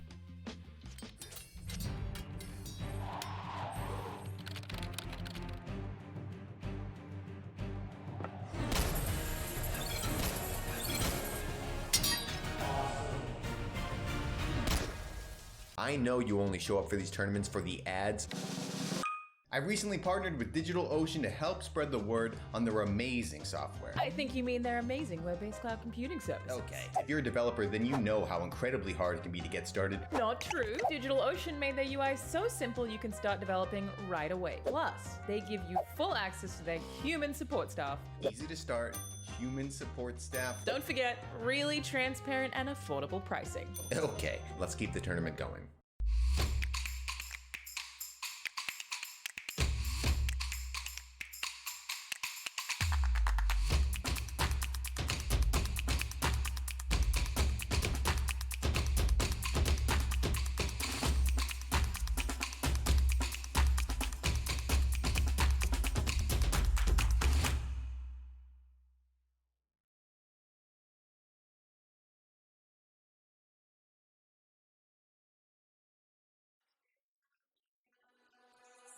Day one of the Nerd Street Champs LAN over at Georgetown had a lot of exciting moments, a lot of upset potentials, and one team that really stood out to me was Texas A&M University making the upset happen in Group B over BBG Academy, but BBG Academy made a big comeback happen in the quarterfinals. They made out groups on the lowest side and took down one of the tournament favorites of Psycho's Murray crew, which otherwise known as Exet and Friends, but UG Academy being one of the favorites as well. We expected it to be a fantastic match, and indeed it was. Coming out on the other side of the groups, it was Fluid Gaming, it was BAP, and it was We Live Here, by the way, being teams that really stood out to us and teams to look forward into day number 2. And on day 2, we followed We Live Here, by the way, from the quarterfinals where they took down BAP in 2-0 fashion to the semis where they had to take on the Titans of BBG Academy, who were coming off of their victory over Psycho's Money Crew, or Xset and Friends. And, well, a tough map won, but the momentum was just enough for We Live Here, by the way, to close things out in that series in the semis in 2-0 fashion once more to find themselves in the grand finals. And on the other side of the bracket, it was a tough road. It was a rocky road, but it was TAMU Maroon that eventually made their way on through to deliver an explosive grand finals. And after 3 long maps and an overtime at the very end of it, it was explosive. When the dust settled, when the smoke cleared, it was TAMU Maroon sitting atop the comically large throne here at the Georgetown, Texas land.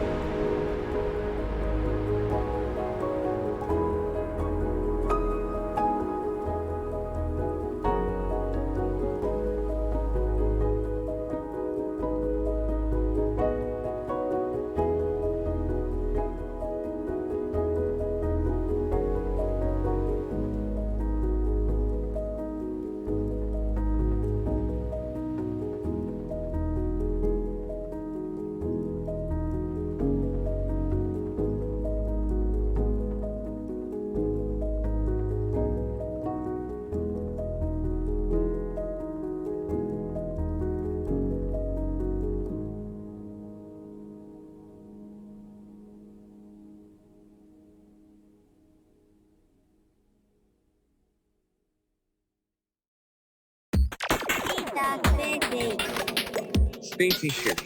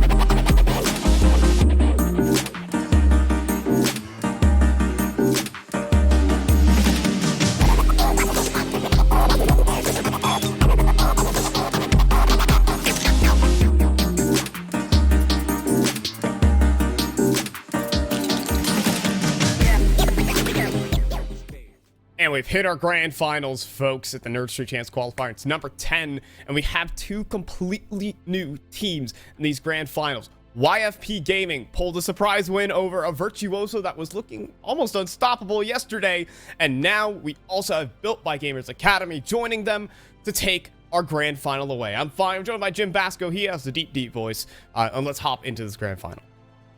Yeah, lots going on here. BBG Academy coming off hot off of two huge wins, beating NYFU, beating OXG Academy. YFP as well with a newer roster, looking to tear things up here and coming hot off the win off from Virtuoso. That map went all the way to game 3, and it was really close with their final map. Icebox being really dominant for YFP, going 13-4 in their favor. So, you know, even though YFP ended up losing that first map in the BO3, 13-11, the next two were dominant for them, and so they're coming in with a lot of momentum as well. Yeah, I think they came up with two very dominant maps again, and the biggest thing to also talk about, Oxy is in the server. This is one of his first grand finals. Yes. I mean, he's always had a lot of buzz around him in the community about him being an absolute just insane fragger, but kind of like a little bit of a one-off. Well, he's managed his way onto this YFP team with a very group of very experienced players. Critical and Foe have been around in this level of play for the longest amount of time. So let's go ahead and hop into the maps and see which ones we are going to be playing on. Now, I took a gander at these already, but you can go ahead and learn with us right here, Jim. We have Icebox and Breeze being picked up, and then Split as a decider. Anything that jumps out to you? I have my own reservations. Nothing that jumps out to me just yet. BBG opting for this Icebox pick, meaning they want to get in on this action quick. And if we're looking, you know, at the history, both these teams for YFP and BBG pretty dominant on this map, so we're in for a slobber knocker fight. Yeah, I'm really surprised. I mean, I'm, again, always surprised by, you know, some of these picks that come through, because YFP themselves just dominated on Icebox. It depends on what the map pool that BBGA looks like. But look, a 13-4 over, I believe, yeah, 13-4 over Virtuoso in that final map was just something. Kind of blew him out of the water, didn't really give him a chance. I mean, Virtuoso got the pistol round, and that was about it.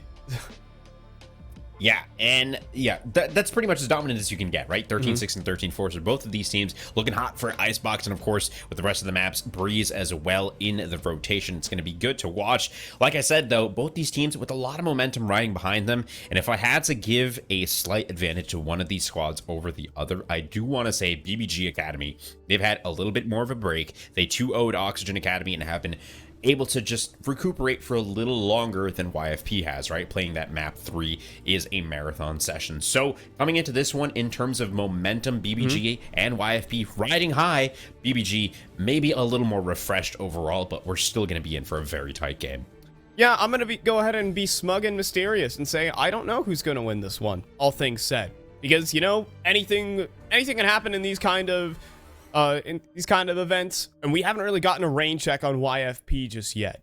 I want to see what they have to prove, because we haven't seen them at all this event. In fact, I think a lot of people doubted. If you look at this bracket, I mean, on their side of the bracket, they had the Sonics, for goodness sakes. They took down the team that beat the Sonics. They were one of the teams that I kind of just written off and just say, okay, well, they're a cool name. They've made it to the quarterfinals, okay, cool. They made it to the semifinals. But they make their way into grands. They suck in here.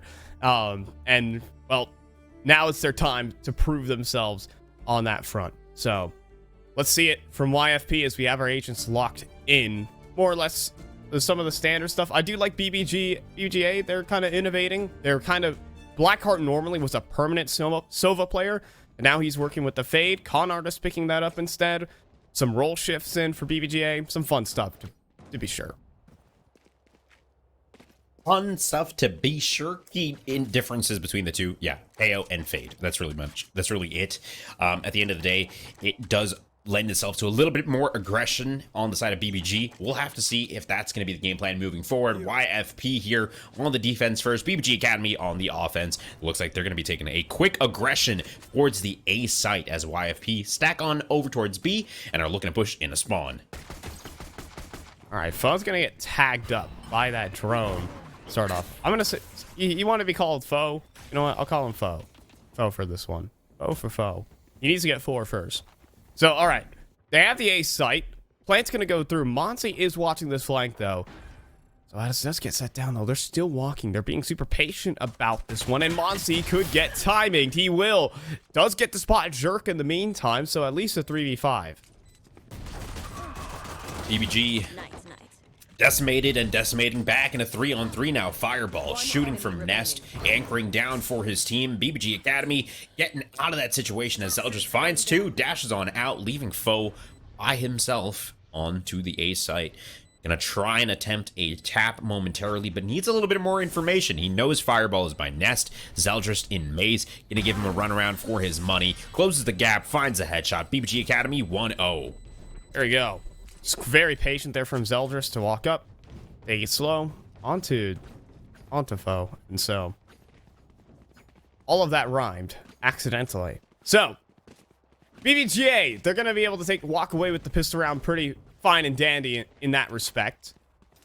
More or less, just I mean, 3v5 that came through from the side of BBGA. I'm not really sure what else. The flank just apparently didn't pan out.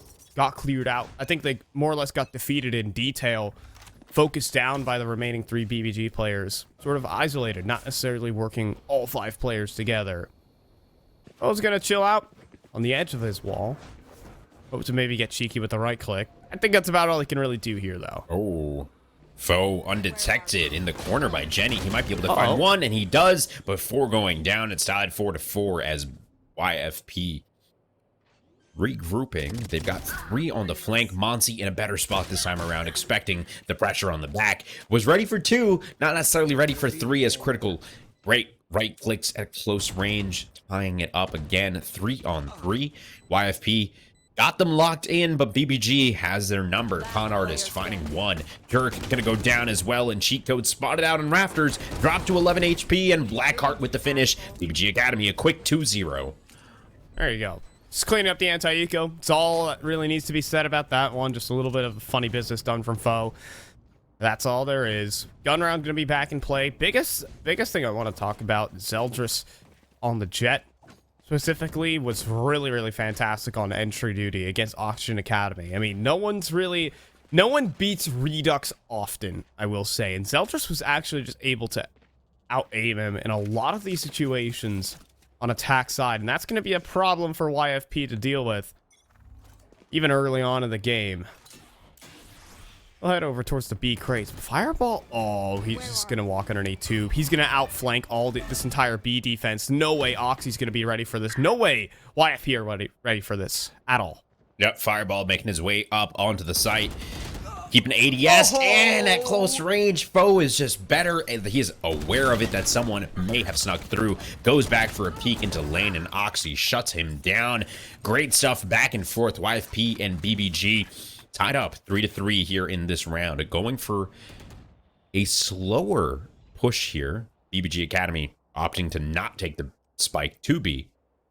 running it back and forth and really just playing with time here. They want YFP to fall off and give them something to work with. That loss on the fireball just makes you lean back in your seat. Man, I'm already tilted. It's round number 3. Let's go ahead and head into the A site play, though. Does get dropped early. Doesn't actually ping out the player. That is cheat code up towards the top of Nest. So right now, just kind of burning time, hoping to draw out more and more utilities. Monty could potentially activate on the flank. Is being just absolutely bored into right now. Cannot push underneath tube. Unless Critical decides to take his attention away for just a moment. It's the timing out towards middle that might just mean everything. 15 seconds remaining. And yep, Critical's looking away from middle. So Jerk, they're going to try and push through for the fight. And it's going to be Monty, but no spike. No kills. Close on it with the dinks. BBGA, they felt the time ticking down. They wanted to take the fight, but it did not go their way. Did not go their way. An unfortunate round to say the least, but YFP, important for them to win this one, right? Always talk about it. It's their first buy round. Just for mental momentum, you want that round win. And so coming into this next one, BBG Academy stacked on weapons, ultis across the board for both teams, close to being activated, and things that we need to watch out for. Game changers is YFP's ultis, right? They've got that Viper's Pit, the Hunter's Fury, ready to rock in just a second here. Only one ult tick away, so any opening pick would, you know, waterfall into something much more devastating. But BBG Academy on the attack, keeping it slow outside of B main. Look at this setup. 3 players pushed into B crates to start. Do not try to take this beat to map control. Kind of just planting the flag. At the same time, not really putting any pressure on towards the A side. So 0 people on A for BBGA, or rather for YFP. Well, there's also 1 less player in middle, I suppose. And now the setup kind of has to dissipate for YFP. Trying to put emphasis on at least parts of the map. And, well, and disadvantage to work with. No fun. Repositioning back to A. BBG. Yeah, they repositioning back to A, and there's nothing you can really do to stop any of this. If you're going to be YFP, you're hoping for a lucky one. You are the Sova on site. But that's all about it. Critical will throw in his dart. We'll actually be joined in by another player, so this is still very workable for YFP, but you lost foe. Now Chris Critical, and he goes down the same. There was a moment in time, but just 2 little players to work with. Not enough utility to hold them off. BBGA will get that plant in. Little players. Indeed. Good round for BBG Academy. Firing back on an important buy round.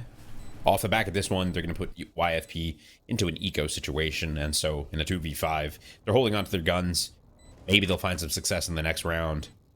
They're going to keep it light. At this point, you know, we're not too far into the game just yet. Only 3 rounds played. 4 rounds being played. Things can still go very back and forth. BBG Academy taking a small early lead. Oxy doing his best to just stay annoying at the end of the day. All right.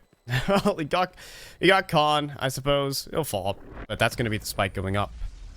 And that will be BBGA walking away with their 3rd round. See what's up next for YFP. We still have yet to see Oxy get activated necessarily. He is a mixture. I mean, he is the definition of an aggressive jet. I think for those in the community who do pay attention to Oxy's antics, I think earlier on this year he kind of found a name playing for teams like Rayo Pro, where he was more or less on the dominating the lower scenes and occasionally made an appearance versus TSM and might have done some damage against them. So that was kind of where he made a name for himself. And he's up to no good versus BBGA, but so close. Millimeters away. A 2-for-1, a 3-for-1. Most consider this round done already. It's just up to Critical with the Sheriff. Can't do much with the jet updrafting in your face, but oh my! If they're walking on 2 feet, Critical can find their heads, and that's exactly what he does, finding 2 quick ones back to back, leaving foe in a 1 versus 2 as the spike still hasn't been planted yet. Foe is making his way, into the site itself, into Nest, dropping down as the Viper's Pit is deployed. keeping him diffused. Jazz hands at his direction, scare him off, and good close the gap there from Zeldris, who's good for 4 on the round and puts 4 on the board for BBG Academy. What an effort though by Critical. You can't let that go out without saying, give him his credit. But BBGA are going to get the round either way, with Zeldris just cleaning up the aggression. The thing is, you know, Icebox has a lot of aggressive options for the defensive side. You can take the zip in towards B nest, or rather A nest, excuse me. And you can go on towards the pipes, on towards belt, but you're only hoping to run into maybe 2 players, or maybe only a little bit of presence. Instead, they ran into the entire team, and that's not going to work. Well, it can work, but the odds are stacked against you when the player counts are different, and just theoretically, no good. Con Artist hunting through the Viper's pit, fishing for foe, and he will actually get a tag. That actually is information to find that he's outside the pit. No frags found just yet. I know, YFP are they're kind of gliding around in their setup a lot. They're leaving A open a good chunk of the time, leaving themselves kind of exposed to potential lurks. Blackheart ready to use that Fade ulti foe close quarters. Ready for the push and the aggression through as well. Down to half HP foe, keeping his distance, and he gets dogged out of the corner. Great presence of mind from BBG Academy. They know how YFP likes to get into these angles, and time again, they've shut them down on the aggression. BBG Academy looking so good. 5 on 2, and the spike's getting planted onto the B site.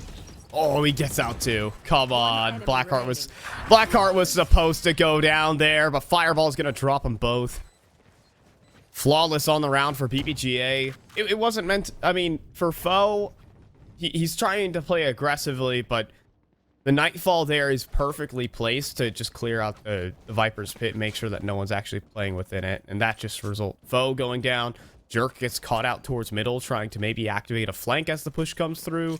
Catch a little bit of timing. They go with the push and pull of the round. He gets picked, and the rest of it just falls apart. BBGA, I mean, they're just making good mid-round decisions. I like that concerted effort that they just chose to make right there. And for YFP, again, they're just going to put all their chips, push them forward to the A side of the table. No one's home. Nothing on that square. And bye-bye, you're gone. This is going to be a free B site and a 5 versus 5 post plant. This is going to be fun action, I'll say it. I'm not sure which side it's going to be favoring, though, Jim. You could tell me that. And that's exactly, you know, BBG Academy, they've thinking about that too. 5v5, who are we going to fight? And the fact that they're not seeing anybody on site itself gives them a pretty clear indicator that they're probably doubling up on the flank, and foe finding the value there. There we go. Closes the distance, picks up the gun, and finds another one. YFP now in a 4v3 and a 4v2 as numbers dwindle across the board. BBG Academy now in a 1v2. The pinch from YFP coming out on top and putting YFP in a great place for a second round here. Yeah, they gave him the fights. If you hand him 1 versus 1 fights, foe takes them and wins them, most importantly. And so a Thrifty comes up for YFP. BBGA let their foot off the gas a bit. You know, when you have so many players, surely we're just going to be able to win all our gunfights and get it across the line. But certainly got weird. That's for sure. So 5-2, BBGA. Well, they're knocked down a couple feet. IFP are back on theirs. Looking good indeed, and that's what we were asking, right, prior. What can YFP do to try and come back here? And their aggression was getting answered every single time. The answer appeared to be more aggression coming out from the other side of the map and clapping them back, but Zeldris opens it up with a great headshot from the Blade Storm in mid. Oh my, that was on Finding Boiler. it on Boiler. Yeah. That was like a double updraft, just airstrike right there from Zeldris. So now the push up here for the side of YFP. Cheat code. It's going to get a... Oh my, he's hit the timing of timings right here. Cheat code on the back line. Finds one head to tap. The second, the spike. Everything found for cheat code. Now, you do need to be able to recover the spike first and foremost, so they will actually be able to pick it up. This round is far from over. If you triple swing into that, there was almost a lineup coming through. A couple players getting chipped down in that engagement. And in the meantime, Fireball's knocking on the door of a pretty vacant A site with Foe, but it's Foe. Come on. I'll hit the headshot. Up middle he goes. Is Zeldris, and he has found the timing of timings. Oh, the spray is swift. He finds the kill. 30 seconds. Cheat code will frag back, but it took far too long. And Blackheart is just going to plant right in the middle of the open. No cares in the world. But he does end up walking into Jerk right as the orb expires. So that's going to be a third round picked up for YFP. If the kill was a bit cleaner there from Zeldris, he gets the kill and falls back and is able to play his life and be a real nuisance to YFP. It is a shame, is the way to phrase that. So BBGA, well, okay, they drop another in a bit of a heartbreaking fashion, all things said. Still, though, working with a solid lead. All they needed was 7-5 to just sweep the floor with their opponents in Oxygen Academy today, so not a big issue for BBGA. Their attack side was honestly one of their better avenues. Their game plan against the likes of Oxygen Academy was actually pretty nice, mostly hitting towards the B side of things. Again, YFP are running these really weird setups, though, where they just run zero-man A starts. It works, but it could make this hold pretty darn fragile if they aren't careful like that, with Monzi finding the opener, getting back into things. It's a 4-on-5. Good shocks, trying to prevent the plant. Not going to connect as Critical goes down as well. BBG Academy 5-on-3. YFP trying to get set up on rafters, but util piece after util, slowing them down a lot. Now using the Viper's wall to keep their distance here. BBG holding maze, not giving them anything to work with. Cheat code closes the gap, finds one, looks for the second. Blackheart finds a headshot, and Fireball from Belt finds one as well. Jerk returns, but there's no time. In a 1v3, saving the operator, not a bad choice. Blackheart might have something else to say about it, though, as the shot misses, and Jerk finds one as Zeldris returns. Out of play, BBGA up 3 rounds, 6-3.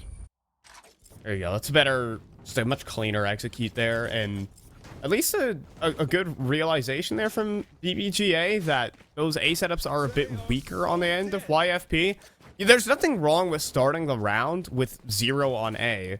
It's just the fact that when an execute does come through, you're only playing with maybe 2 players. It's not exactly what you want. You're hoping for maybe 3 to be able to call it a real solid defense. No one's in entrenched positions either for that defense, so that's what makes it a little bit awkward. Now Jerk, though. Oh, they're changing up the pace with a missed shot. He's out in the open, has to TP out. Has to get on out of their YFP. 4 members of their team on the A site peeling off here as BBG Academy spotted out a couple of them and doesn't want to deal with that nonsense. And now Foe getting aggressive for YFP up here. He's being watched. Running into Monsi. Finds one. That's good, but his presence is noted as the Viper Spit goes down. He peeks on it. And ultimately, bad decision there. And just like that, BBG Academy with a huge advantage in this round. So they'll get the spike down. The rotation's nowhere really close here for YFP. It's going to take a long time for them to get a position. But Chico has just gone ahead and swung the site. It's kind of calling out to the fact that they're playing very, very passively. This could work out. Could work out. Fade ulti going out.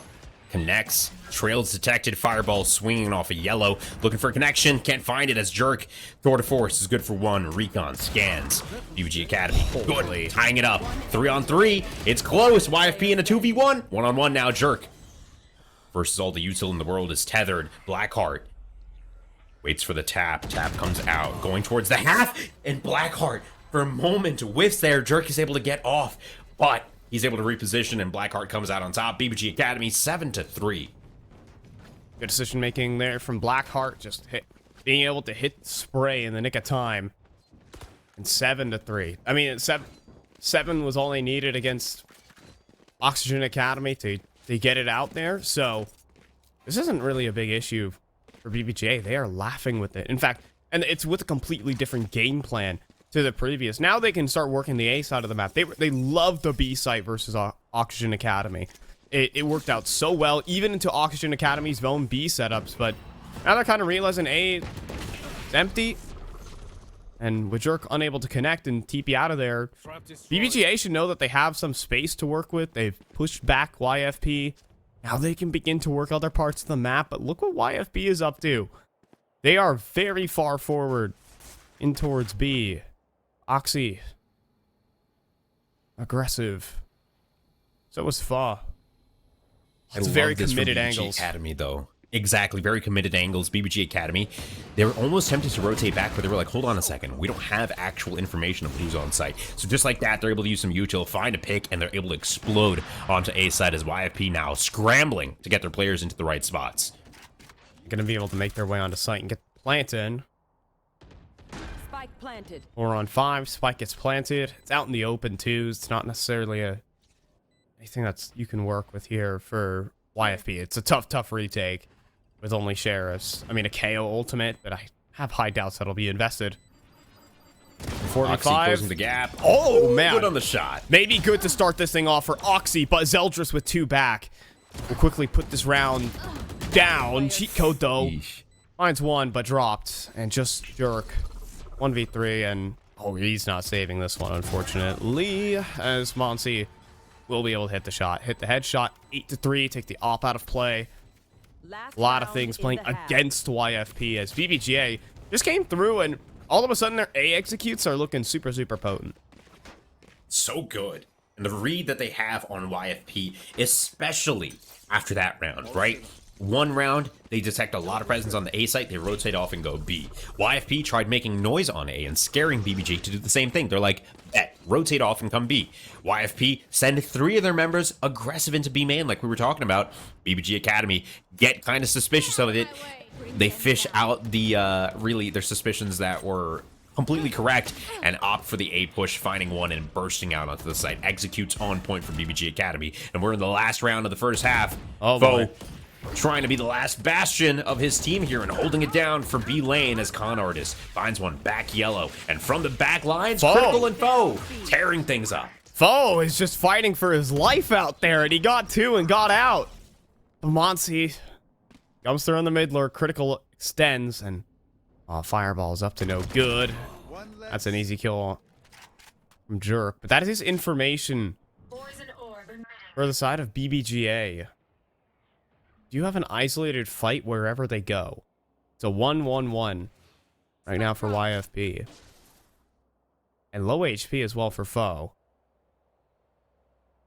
So he can't really fight on this one. Spike now plants. He's just been spotted. Yeah, just, oh, great shots from Monsi. Calm, cool, and collected. Drops Foe at a distance with the Phantom. Activates the Viper's Pit. And now in a 2-on-2 YFP. Like this from himself. A rough round, rough half, but yeah, they're trying to close it out strong. I think he's going to give this one more just top up on the Viper's Pit. Monsi has been suppressed by it, but there's no way you're going to know that Zeldris is here. Jerk. Oh, it's just ring around the rosy. He knows. Monsi knew the whole time. And cheat code. Oh, there is a molly on the spike. Zeldris still inside of the pit. The pit's about to drop. And cheat code is about to get shot in the back. That's going to make 9-3. That's going to make a dominant half from BBGA. They were in full control from start to finish. And now, well, all they need to do is finish. Get to 13 and we're out of here. BBGA looking strong in Icebox. Looking really good, man. Like, what in the world? BBG Academy firing on all cylinders. Zeldris leading the scoreboard, leading the game 18-6. And his presence has been felt for sure. Just sending shockwaves through all of YFP. Now, as we get ready to head into the second half of competition here on Icebox, still the first map of this best of 3 in our grand finals. YFP tournament on the line. Their mental, more importantly, on the line. Because it's a best of 3, it doesn't really matter if they lose this one. They can bring it back if they keep their mental intact. This has more or less been like a surprise group of players that's come up and reached the grand finals. They're a solid group of players, but surprise nevertheless. It'd be a shame if it went to waste this quickly. See if they can make things do. A pistol round could definitely extend their life in this game. And a fantastic shot. Scrumptious, even. No jerk. Scrumptious. Delectable. Delectable. That's delicious. That works. Delectable is a is an accurate way of describing that. What I was thinking of was, this was in the original Pokemon show, when they would do Pokemon contests, there would always be this one judge who the only word he would say would be remarkable. And so that's what I was going for, but oh, okay. I remembered it later. Yes. I don't get that reference at all. And there you go, YFP. Nice round from them, with 4 members still remaining on the attack. Beautifully done. I absolutely threw you under the bus right there. My bad. All right. Anyways, though, no, that's I don't expect you to get my reference. But it's a clean. Okay. I want to. We'll talk about the delectable. How about this? A remarkable is the round. Remarkable, indeed. But it was a good. It was a very nicely played pistol. At least off the pick of Jerk, they're just like, you know what? Let's just go ahead and group up. We're fine. If finding the frag in the mid leaves a gap in mid, that gap in mid needs to be filled. So how about we just head towards A and have an open A site for the most part? Just simply played there from YFP. It gives them a lifeline to this game, where they can get themselves a good start on the attack side. And, I mean, even then... lifeline more than anything. Yeah. And good stuff from gives them, Oxy a chance. We haven't really seen a lot from some of the individuals I've hyped up, and that's a good start. I mean, a nice headshot on a Monty. You know, keeping the clean ecos. There is a reason to consider the confidence factor in these kind of rounds. Flawless for YFP. Happy days. All things said, this is the round that means something, though. That's for sure. Yeah, for sure. And, you know, when you're looking at the scoreboard of the game, 2 rounds in a row is as many as YFP have ever gotten, right? And so if they're able to break this curse, find a 3rd in a row, on a bonus especially, fantastic. Like you mentioned, that first round of the second half, definite lifeline. Breathing some motivation back into these guys. While on the other hand, BBG is struggling with these jumps. So he's actually, Blackheart gave up on trying to go Jenny and decided to push Maze instead, getting railed from the top of Belt by Oxy, but neither player finds picks and they're both going to disengage. All right, but Zeltra's still looking to swing from the back of the site. Critical is pushing right forward, but the wall goes up just in the nick of time. Zeltra's, though, going for the pre-aim, but Oxy up top and cheat code as well. 2 kills come through for YFP, and well, a couple players are low. Oxy, one of them, and he will fall. Still very workable. BBGA. Fireball now next up to swing. There's so many players holding the back lines, though, but they collapse on the site, and cheat code falls. Who's there to plant the spike, Jim? I'm too far. 1 enemy remaining. Ooh. No one. Monty, good aggression up Maze. Yeah, no one's there. No one's left on the site. YFP dwindling down to just 1 member. Should be heard, but Jerk might come out on top. He finds 1 and not expecting the second. Monty, great follow-up for 3 on the round. I think they heard the footsteps there from Jerk in middle, and so they just turned back. They doubled together, and that's a great way to play a 1v2 for the record. Don't give them isolated fights. That's the best way you hand over a clutch. And so they say, okay, you can go where he wants to go. We'll just double up towards middle. They hear the footsteps. They're ready. The fight's won, even though despite them being on lower HP. 10-5. Admittedly, that was the bonus for YFP, though. Everything you wanted from that round for YFP was accomplished. Lots and lots of damage. And in fact, so much to the point that actually BBG, despite winning the round, are going to eco this one. They don't want to fight with Spectres. They want to fight with real guns. Admittedly, I like the decision just because, you know, you're up 5 rounds. You have some, at least, room to play with. So they're just going to go for the A side executes, only Zeldris. Without a primary weapon. Not fun. Close quarters combat, cheat code. What in the world was that shot? As Foe follows it up for 2 clean ones to open up this A site take. BBG Academy stuck now. They've got 2 members on the flank and they're rotating one of the 2 back over to join Fade. Fireball, headhunter in hand. So spots him out, connects. Beautifully done. BBG Academy 3 on 4. It's suddenly doable with a gun in their hands. Yeah, there's still Oxy, though, watching the flank. If Fireball needs to hit another absolutely blazing shot, and timing ugly, that's not going to work out. 10-6. YFP, I mean, they just get a clean A execute because, well, their opponent doesn't have guns nor utility. So now another full gun round. That is one of the weirdest situations that I've ever seen it. And that is, a team has to save after they win a round. It's not unheard of, but it just is odd.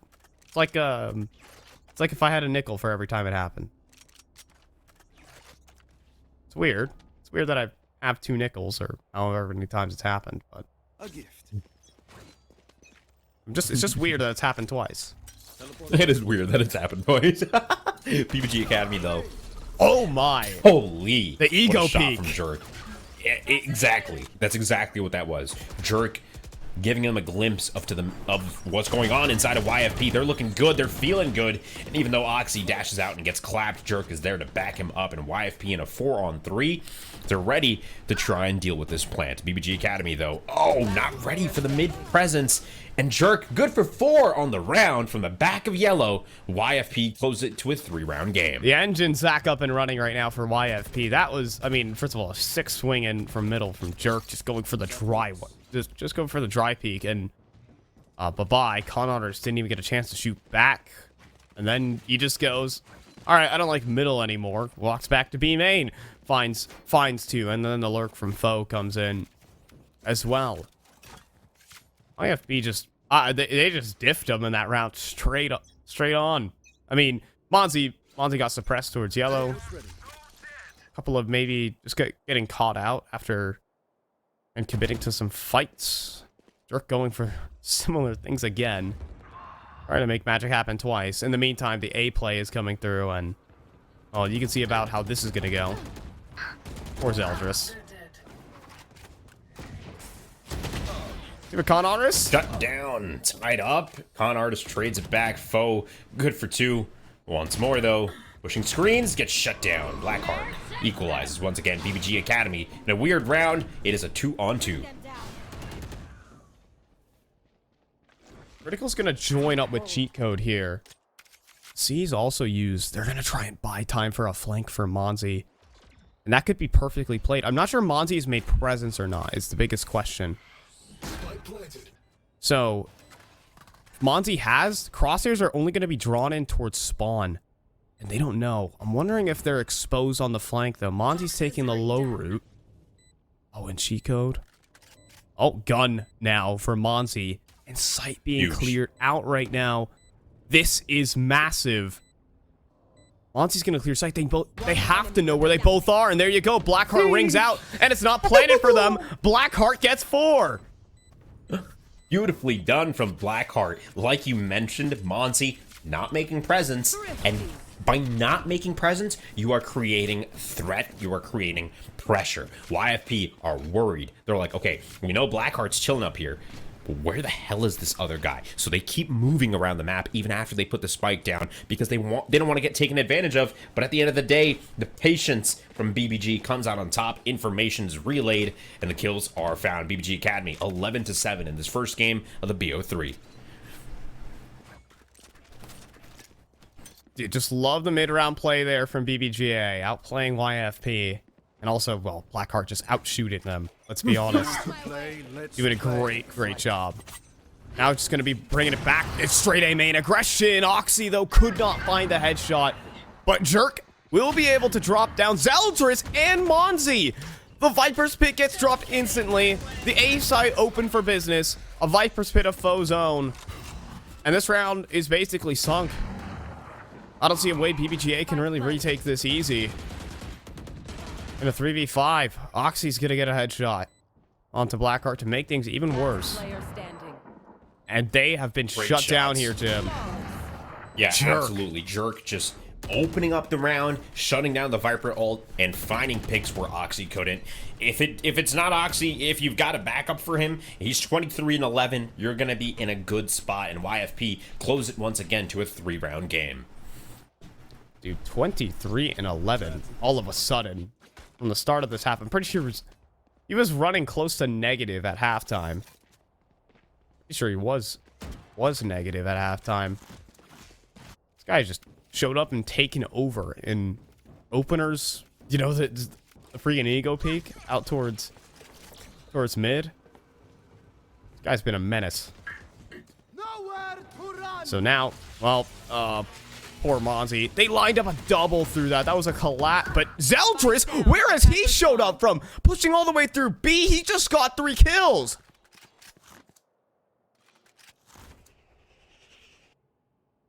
Just like that, BBG Academy.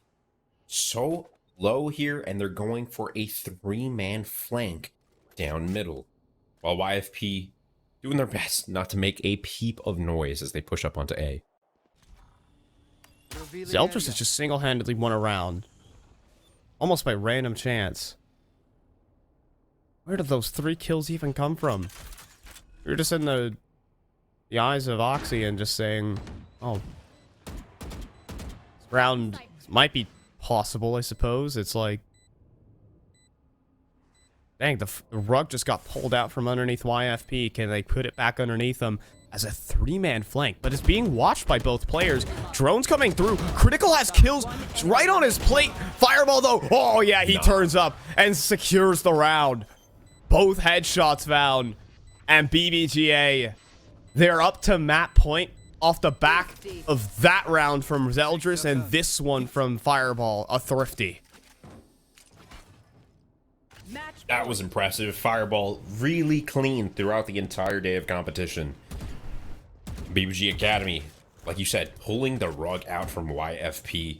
Off the back of that round too, their money is okay, but mentally messed up. That was a lot to deal with, and now YFP got their work cut out for them as BBG Academy approach match point here and are ready to lock down map number 1.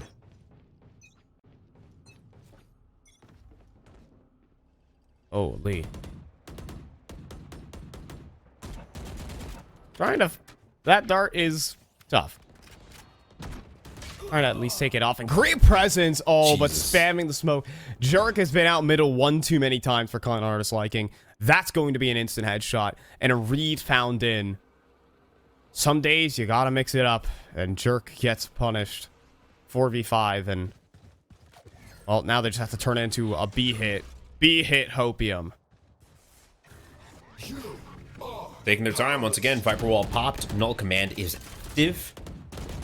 Going for the plant. BBG Academy allowing them to do it. Setting up the retake here. We've got 3 from Snowman and 2 on the site itself. Watching that middle of tube. They've been flanked by foe one too many times to leave it alone completely. And they're getting ready here. Snowman presence is going out. Recon going down.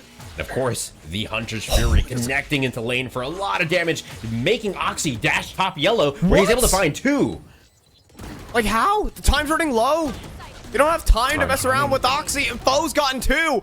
How have they turned it back on their head like this? From getting collided by the Sova ultimate. And then just turning the round on its head like that. YFP hold them off. And they've lived to fight again. The money no good for BBJ. YFP are geared up to get themselves at least double digits. Win these next set of rounds. YFP are looking to make a 9-3 comeback happen. All set up.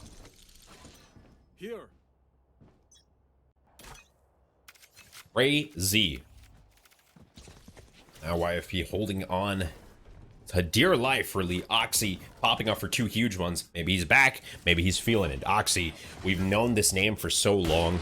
And he shows us just why everybody's been speaking it for so long. Oxy top 410, finds 1, opens it up, finds a 2nd, and now feeling it once again, dropping down, finds a 3rd, dashes back to Maze. And that's 3 openings for YFP. And plant goes through. Critical. It's going to be able to take down Con with a headshot. On V4. This is not going to be happening here for Monsi. Going to be cleaning house, even though there were 3 players here on the eco. For BBGA, just the entries from Oxy, too clean. Again, just prying apart the site. 1 player by 1 player. Now BBGA, okay, now they have another real chance at it with the guns. 12 to 10. It's going to be a timeout called in from BBGA. This round is so important. It could even be a reason to consider maybe you only go for a half buy on this one. Maybe you hand over a couple extra rounds. You just need to be so sure that you take this one, or else you're down to an eco and you're down to overtime on a map that was supposed to be, you know, an easy pickup. Easy pickup. YFP, though, what a great job from them, right? Getting dominated earlier And now fighting back at map point. How long can they keep it up? Can they take us to overtime? Just awesome moments though. Great stuff in that post plant. Holding it down versus 5. Coming out on top. And then the very next round having Oxy pop for 3 immediate entries. Gotta feel good. Momentum mounting for YFP. Still in the first map though of a best of 3 series in the grand finals. Still hoping. Holding out for an overtime right now for YFP. I mean, Oxy starts to warm up. Jerk as well. He's still heated. Just needs to not get spammed through a smoke. Still very much potential here for the YFP lineup. They're going to make their way out through middle. Through a standard orb that allows you to walk underneath 2 potentially. They're not even going to let it bloom though. Instead, one artist holding a low angle. So much damage on a Jerk. He's going to TP out, and they're going to test this B side play to make their way in. No real ultimates necessarily for YFP to force them back, so this plant is going to be contested. You can see Snakebites consistently going to be going in and out, but Wanzi gets headshotted through the Viper's wall. Oxy, a massive one. Zeldris can't hit his instant headshot either. So YFP locked in, but Oxy does give Zeldris the fight and the kill back. Rating blow for blow, keeping it at 5-on-5, and of course BBG Academy waiting, watching the flank. The Fade ulti comes out, denies the plant, and knocks onto at least 3 people with those trails. Yeah, so they've got the info, and the spike is no longer being planted. BBG Academy aware of that. Have Zeldris just jump spotting from back Snowman, and he's going to be ready to rotate if need be, as Foe holding back Snowman, holding the jump peak. Wants them to get aggressive, and now the re-aggression from YFP. Spike getting planted, shock darts, mollies, every bit of util has been placed, but the plant still goes down. It's a 4-on-4. YFP, they've taken a lot of damage. They're in a good spot now to play the post plant. Yeah, recon dart needs to be perfectly placed here. On as well, available for Blackheart. There are still the Prowlers, and a kill from Fireball. Massive. The Prowlers can still go in and keep suppressing them, making sure they can't fire back. They have to keep shooting the little doggies. And there you go. It's down to critical. They get mopped up. The utility usage too good from BBGA. And they're going to be able to clean up the first map in the grand final. 13-10. Built by Gamers Academy. It took a little bit. But then they just need to get one good, clean, ironed out round. And they'll get it 13-10. Beautifully done by these guys. A very close game. YFP with the fire lit under their butts, swinging back so hard round after round. And so what a close game. It could have been a completely different showing, because if I'm not mistaken, it was 9-3 at the half. Yeah. So YFP bringing it back big time 5. Yeah, they made it close. A couple players started to heat up again. I think it's still just a great performance of a map from Foe in particular. I think he had a great performance in terms of individually, and just some good decision making here and there to kind of make him a real issue for BBGA on some of those attack rounds, and even on the defense even when they were getting kind of owned. Foe was still up and at him. So I mean, still a confident looking YFP, and I mean, this is still going to be dangerous going into their map pick of Breeze. It ain't looking bad for them at all. Not at all. You could definitely say that again. But BBG Academy, like you mentioned, hot off the tail of a couple of victories, looking good once again. Dominant at the half, slipping up a little bit towards the end, but closing it out 13-10, sending us into map 2 of this BO3. So lots of great stuff, Fi, and lots still to come. Yeah, and so, well, you can go ahead and take a seat in the Mavix Gaming chair, official sponsor of all local hosts and Nerd Street events. You know, when you attend the lands, you can have a chance to sit in one of these. You can go ahead and use the Future 9 functions of Critical Ergonomics. They help support gamers everywhere, and you can get yours for as little as $22.22 a month, or attend some of the lands that we got going on around the US. You can also use code NSG55 to save 55 on your order, or use mavix.com/nerdstreetgamers to go ahead and use those codes and finance yours out. So go ahead and shop Mavix Gaming Shares. We're going to go ahead and set it to a bit of a break. Grand final continues, potentially the final map for YFP, but they're looking to stamp their name into the Nerd Street Champs qualifiers. Let's see if they can get themselves extend this grand final.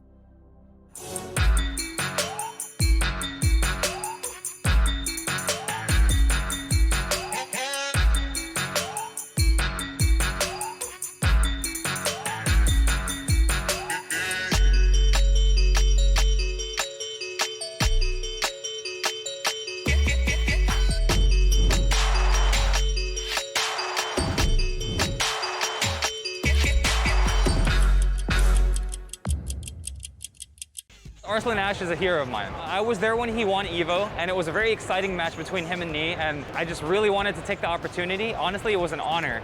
Arslan taught me to utilize all of my character's game states. See, your strength of Elisa lies in the back dash, in the side step.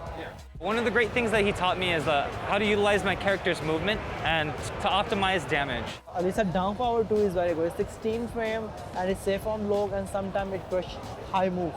Arslan was very nice and very respectful. He was patient with me. With what he taught me, I can take my game to the next level. You should definitely try Metafy if you're looking to level up your game.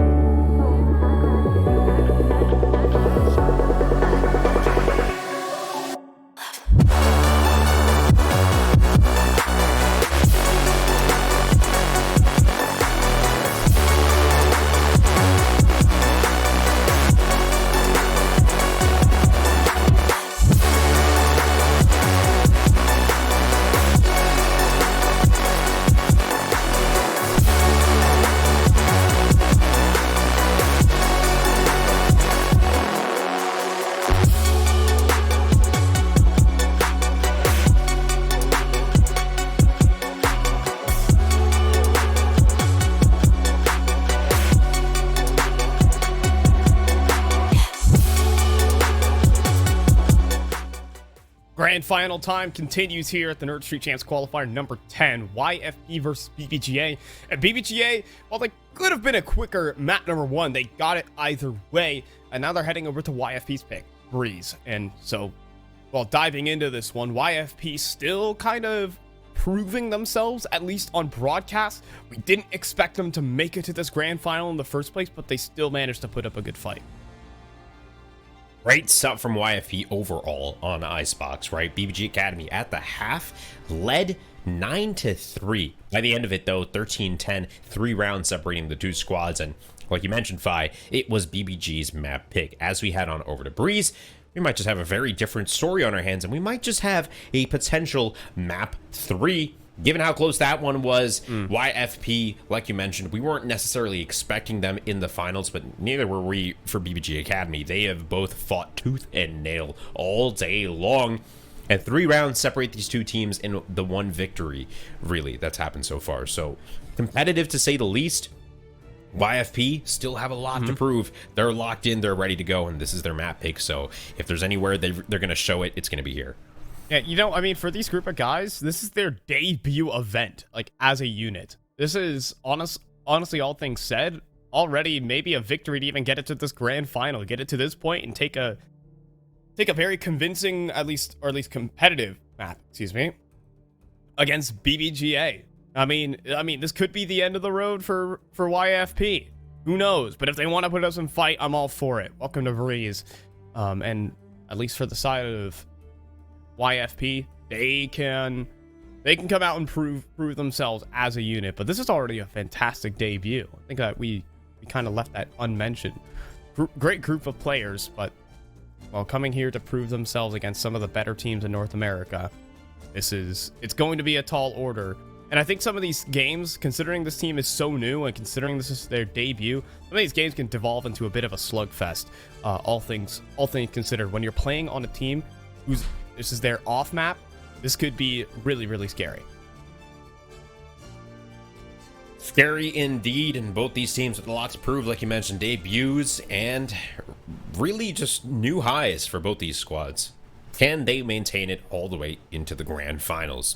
We're seeing mirror comps for both sides, so really, it's going to come down to how both of these squads want to play. Overall, though, YFP opting for more aggressive play overall on Icebox, right? BBG Academy aiming for a lot more passive play early in rounds, leading to them, more often than not, catching members of YFP over-aggressing and in bad spots. Given that that wasn't their map pick, though, YFP might just be a lot more comfortable here with the attack. They're going to be starting things off. BBG Academy on defense. And with 5 seconds on the board, we're looking at a pretty default push from both sides of things. No real commitment from either team. We're going to work out towards middle, actually. They have that wall set up to get things going. So, well, they'll pop the dart. Oh, no, Zeldris is going to push right behind him. Oh, no. Zeldris has just unhinged the play. Foe will get one back. Foe will actually get a second, almost converting it to 3. But Monzi fights back and critical. Well, he's just tucked out into the corner. I'm not sure they don't know where he is. You will have the blessing of a 1 versus 1 on the A site, potentially. That ain't too much. Potential indeed. Yeah, great moment there for Foe. Catching the flanker, pushing through the smoke, finds the back of 2 heads, and gets 2 quick picks for YFP, but it seems to be all that she wrote for YFP in this pistol round, because they do have a one-on-one critical onto Fireball, but Fireball has been so good, and that's 2 on the round for him as BBG Academy pick up the first round in the second game. You know, Fireball used to be stuck on Sentinel roles the entire time, but he has been freed up as of late. There's been a lot of role swapping within the BBGA side. Con Artist kind of taking, still playing more or less initiator roles, I should mention, but Blackheart has been shifting up to Fade, and Fireball has gotten the opportunity to play a lot of more aggressive agents, and I feel like it fits his style much better, especially on the chamber. I think he just thrives in the amount of opportunities that he's able to give himself to frag out. So good to see him having at least a good start here for side of BBGA. It should be also worth mentioning BBGA are debuting a couple of their players. They were working with a stand-in yesterday in Thwifo. Just barely getting through their matches, but now Blackheart's back on the books and standing in, at least trialing, I would suppose, for BBGA is Zeldris, and he has come out to play for sure. also some things to note there for BBGA. Zeldris' performance definitely could lead to a contract coming his way soon. Who knows? It's a good start. Good stuff. Tap up yeah, one. good start. Already out of there. Just going to be the B play. Should be held in. The spike plant's not bad, all things considered, for YFP. So Critical will get that down. It's going to come up to Jerks. Headhunter, hoping to maybe find a couple. 7 bullets is something to work with. Nice. Fireball good for 2 on the round. Good for 3 on the round. Just shutting it down by himself. Feeling it for sure as Oxy finds one for the YFP side. And Jerk connects from the window. But you love a good headhunter, couple of shots, you know. Even if it's not a headshot, body shot bandits do get the job done. And Jerk finds the head there, but will go down as well. So YFP, all in all, not awful. BBG Academy expected to win that one. That is great. We're talking rule of 3 here, and that is going to force up many a rebuy to the point where one player is at least going to be on something of a Spectre. Perhaps that man's very likely to be con artist. In fact, they're half buying for the most part. Just Zeldris dropping his Vandal and picking up an Operator. The other players are in half buy, which is pretty crazy to think. Just because they won, at least got 3 kills on the full eco, that's almost a victory, but they still have to win this one. They still have to get past Zeldris, who is just playing the A site solo. He's just on patrol, ready to deal with these YFP players. On patrol. He's on patrol. Zeldris holding it down. He's on petrol? He's on green? petrol. If we're Unacceptable. From Europe, that's what we would call gas. Isn't that weird? Europeans. Funny. Funny folk. Zeldris. Getting curious around the corner here. YFP not going to clear him out. And that smoke wall ultimately working better for Zeldris than it did for Oxy, but he catches him on the dash out. YFP in an advantage now. Oxy good for 3, and Fireball stuck in a 1v4. You know, if Zeldris gets away, it's a little bit better, but I mean, in that situation, trying to create a little bit of a smoke tunnel to work through, and well, he gets caught and doesn't really have an opportunity to fight. One on the Operator is not enough. But all things considered, just remember, folks, that was a half buy in essence from BBGA. So they will actually get their full buy-in, and Fireball is going to be working with the tour de force this round. An Operator, though, picked up for Critical. So, I mean, opping Sova isn't the most unheard of thing ever. Could hold the long angles and just make sure no one can overpeak, play aggressive. Meantime, Oxy has found a little bit of a timing working up here. He's about to open the door and create a split onto the A site.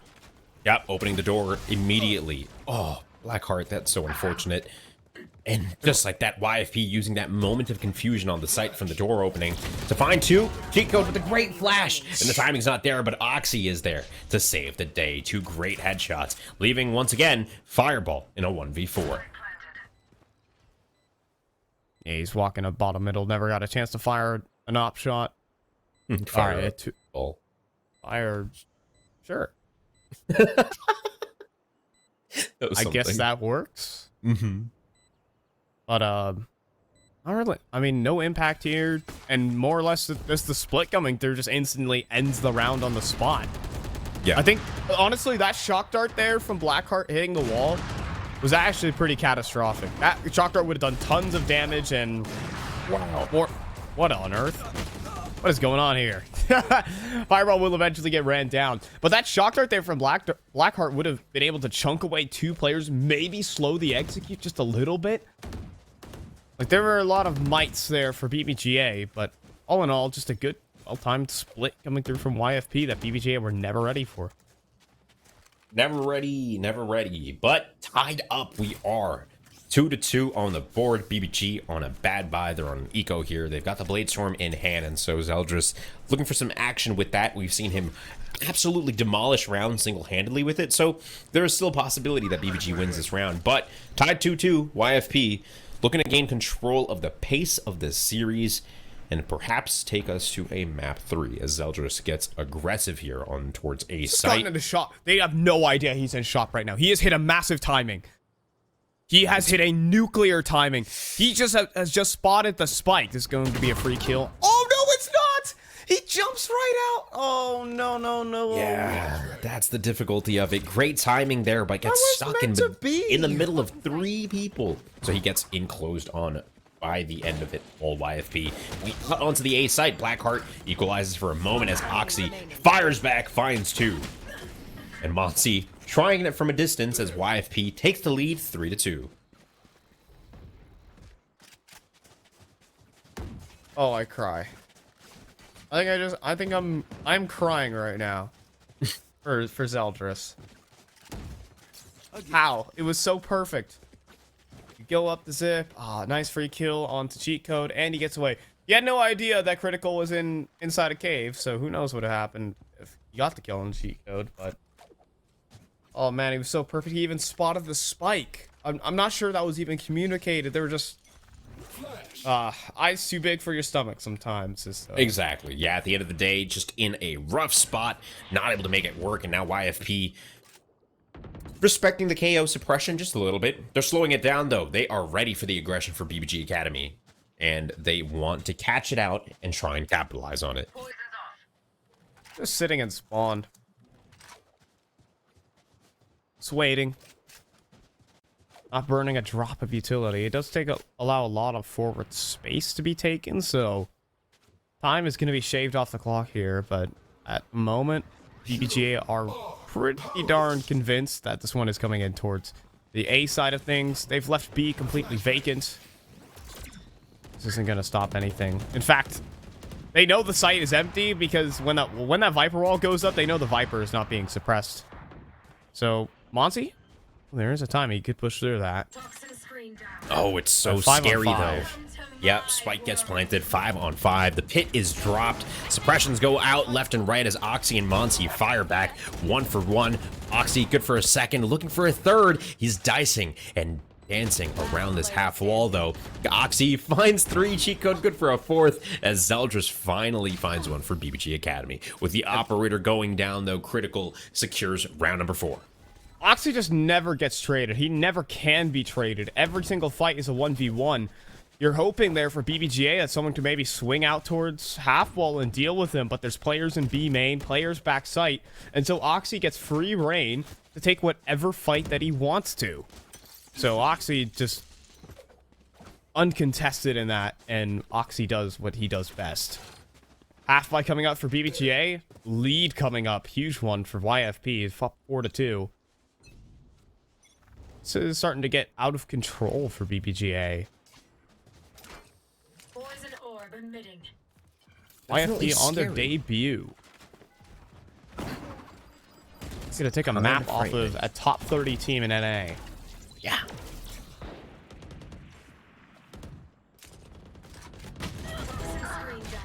Good stuff.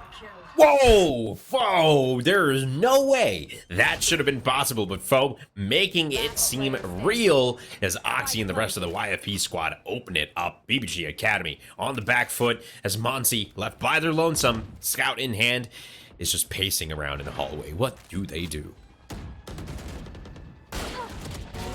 Monty will go down, and that's going to make it a flawless. That's the YFP way to win a round. It's like headshots hit. By Foe in particular, Oxy doing his thing. Timeout's going to be being called in for BBGA. I just feel like again, most of their side executes have just been pried apart. I don't see a nasty crossfire that teams are walking into when they are pushing in towards that A site, right? It just feels more or less, all right, well, we're just going to leave one man, hope he multi-frags, and that's going to be that. The positioning and the setup has not been there for the plays that YFP have been throwing at times. So, gotta iron that out if you're BBGA, just a bit.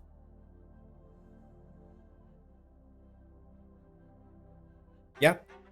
Yeah, I think that's aptly putting it. BBG Academy looking flustered, looking a little scared, whereas YFP are looking strong and like they're ready to duel again, right? I think Icebox is a good indicator, once again, to the mentals of everybody. BBG Academy were good, but towards the end of it, you could see them kind of slipping up, and Jerk taking that duel towards the second half of that map.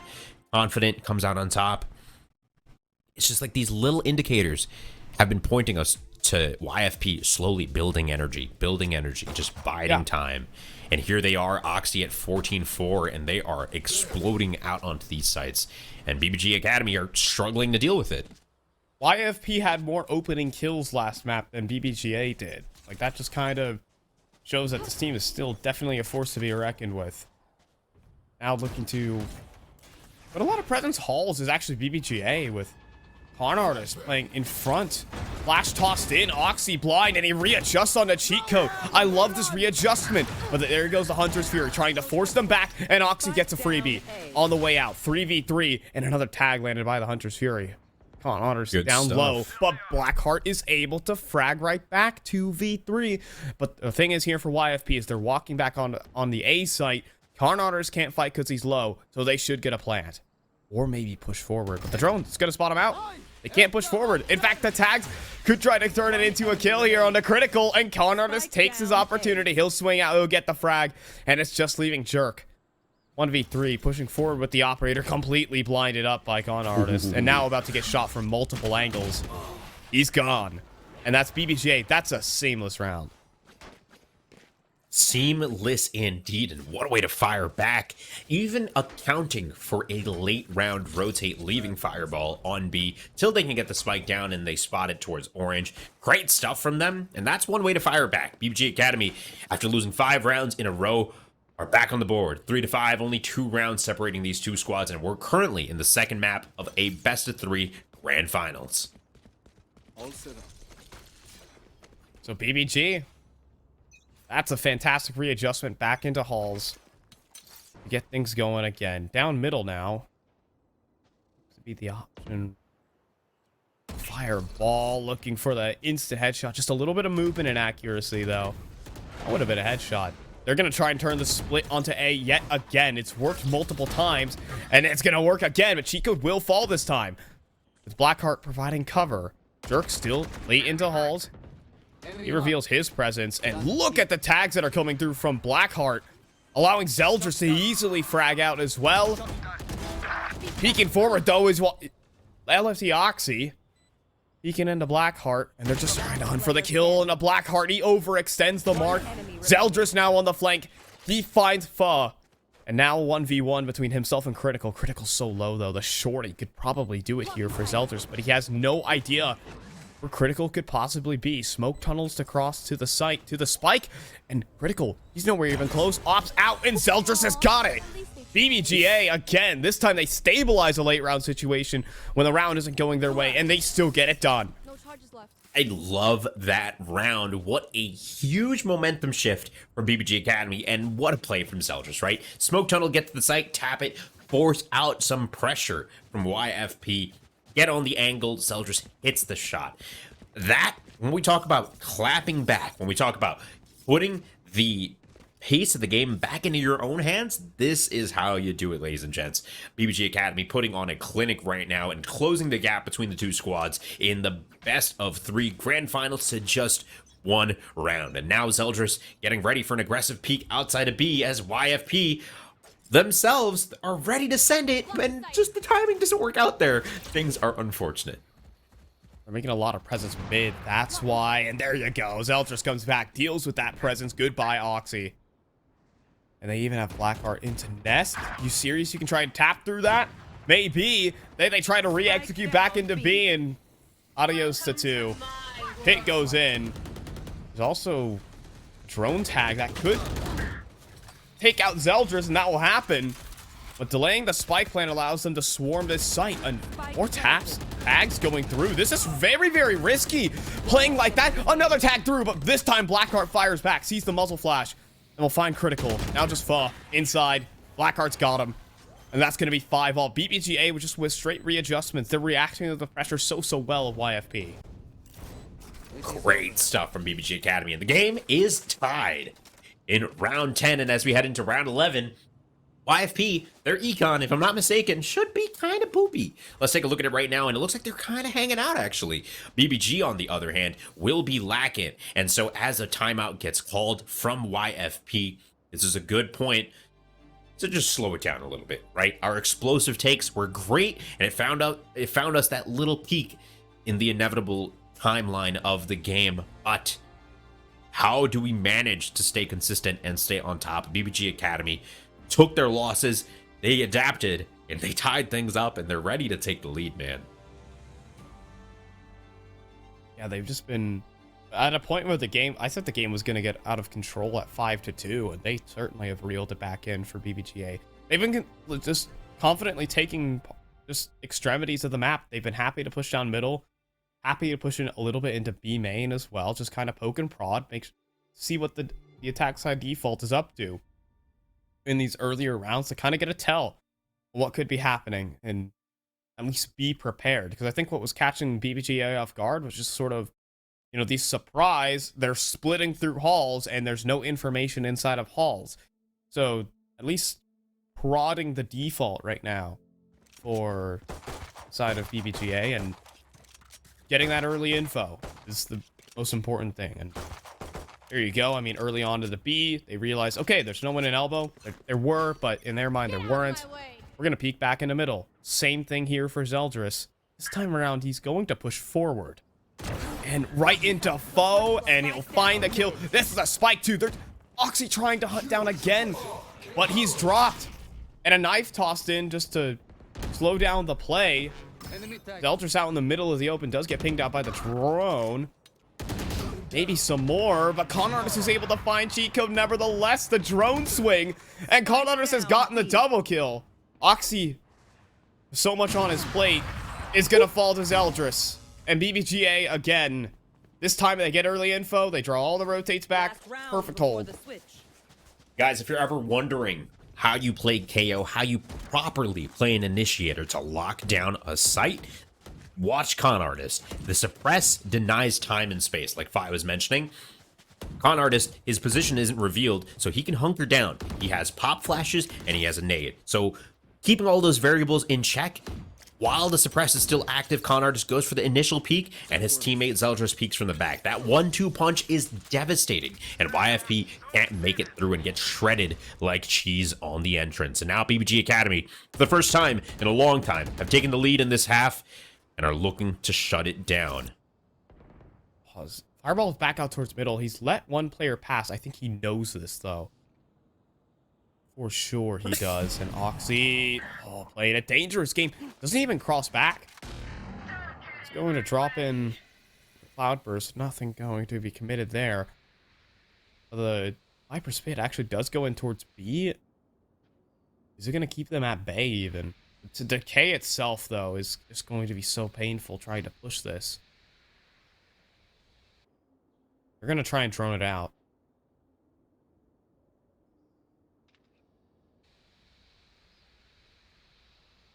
Right here. Waiting here. 45 seconds left on the clock. YFP recon out, walking up into the smoke, and Monsi holding a great spot, finds one, finds two, finds three.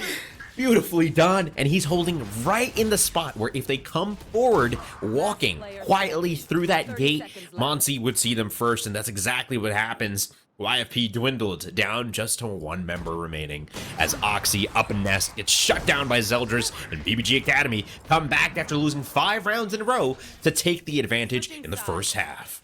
Folks, that's what happens when you walk through a Viper's pit. All right, you decay down to near nothing, and the kills come so easy. They're not crazy kills from Monsi. They're not like, wow, instant headshot. I'm gonna post that one on Twitter.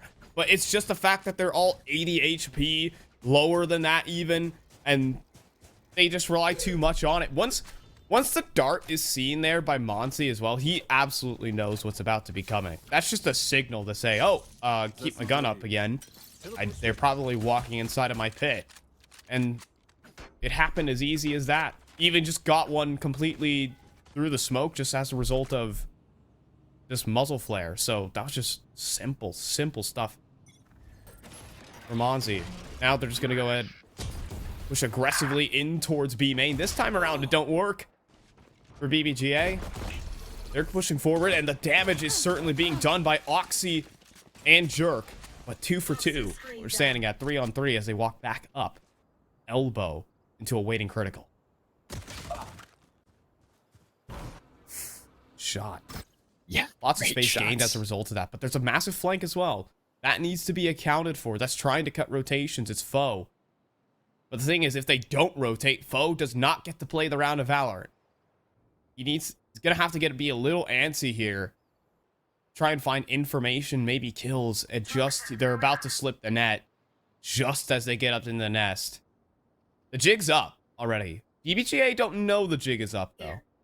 They know that they're going A. IFP just so split at this point that if BBGA runs into any of them, it's just not going to be a great time. As Foe has an inkling of an idea, sees ahead. Classic. No way he next at survives. range. Yeah, down to orange. The recon scans him out.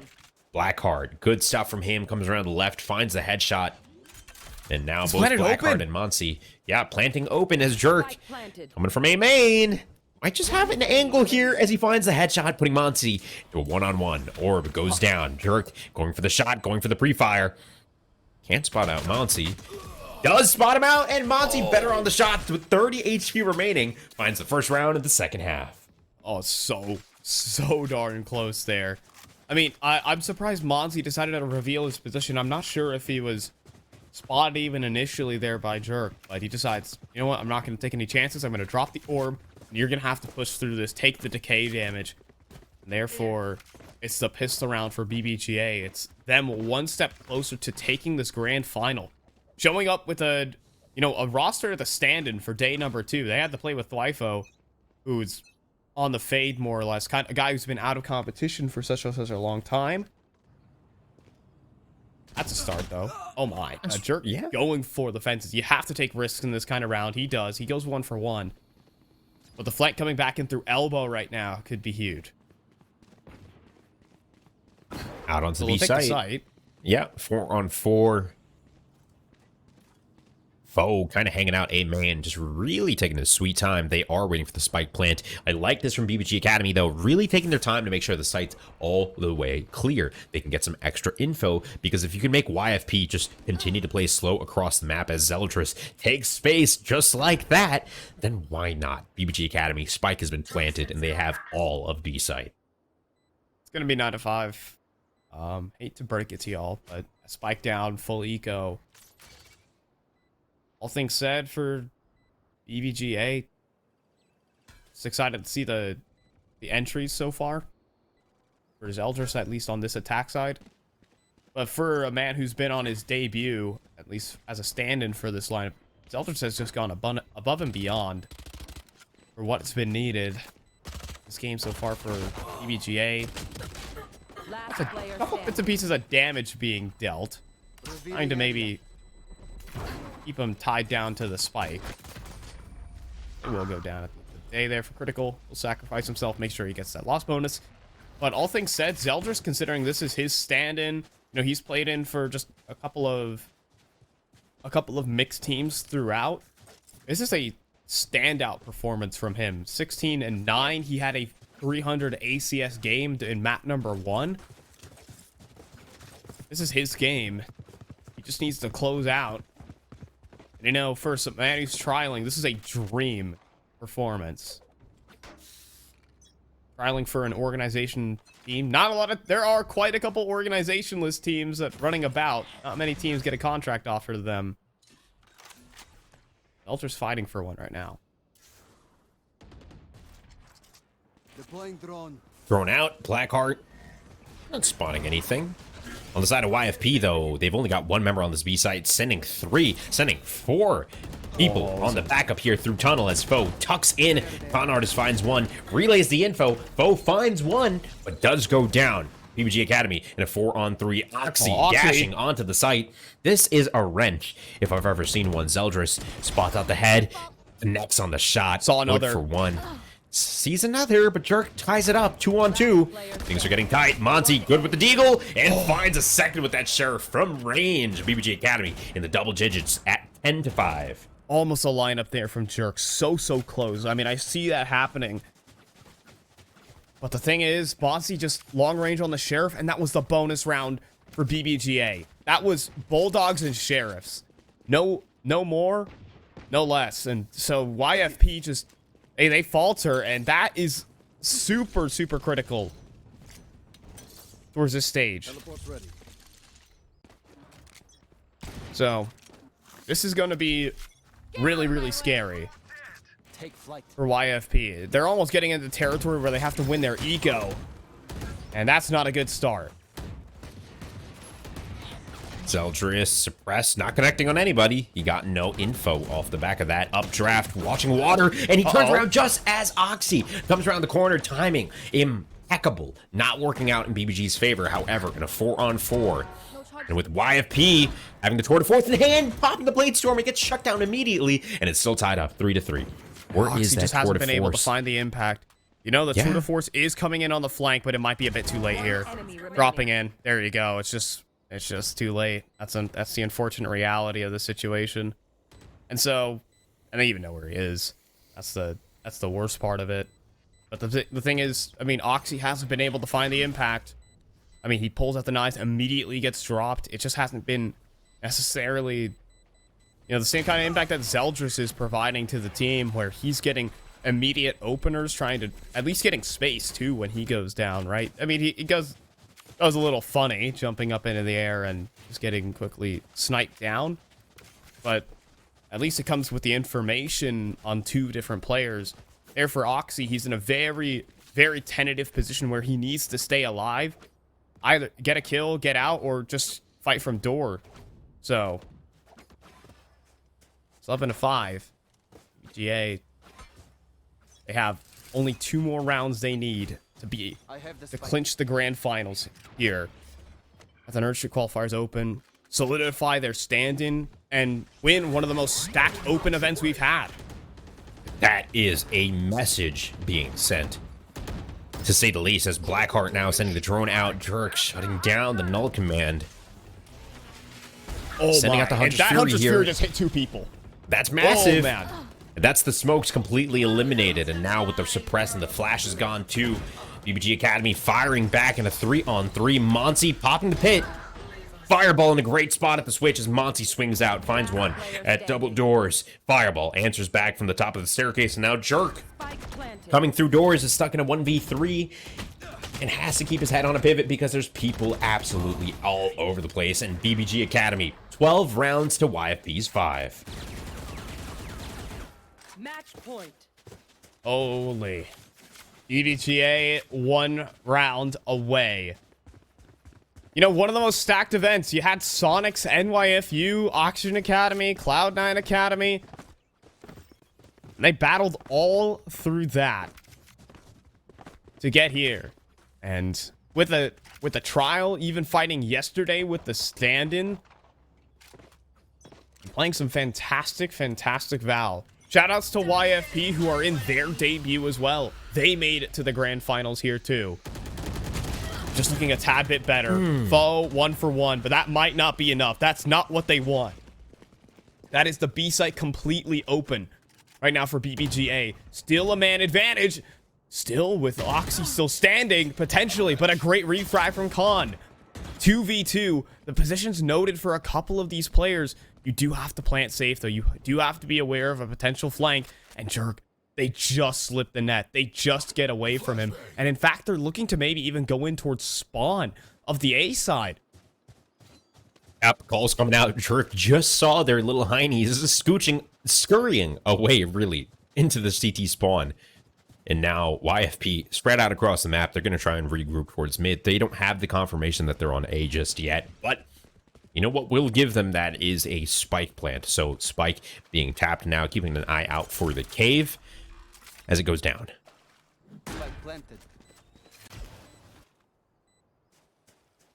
Waiting now. Yep, YFP coming from cave. Jerk. He's been spotted. Almost. Yeah.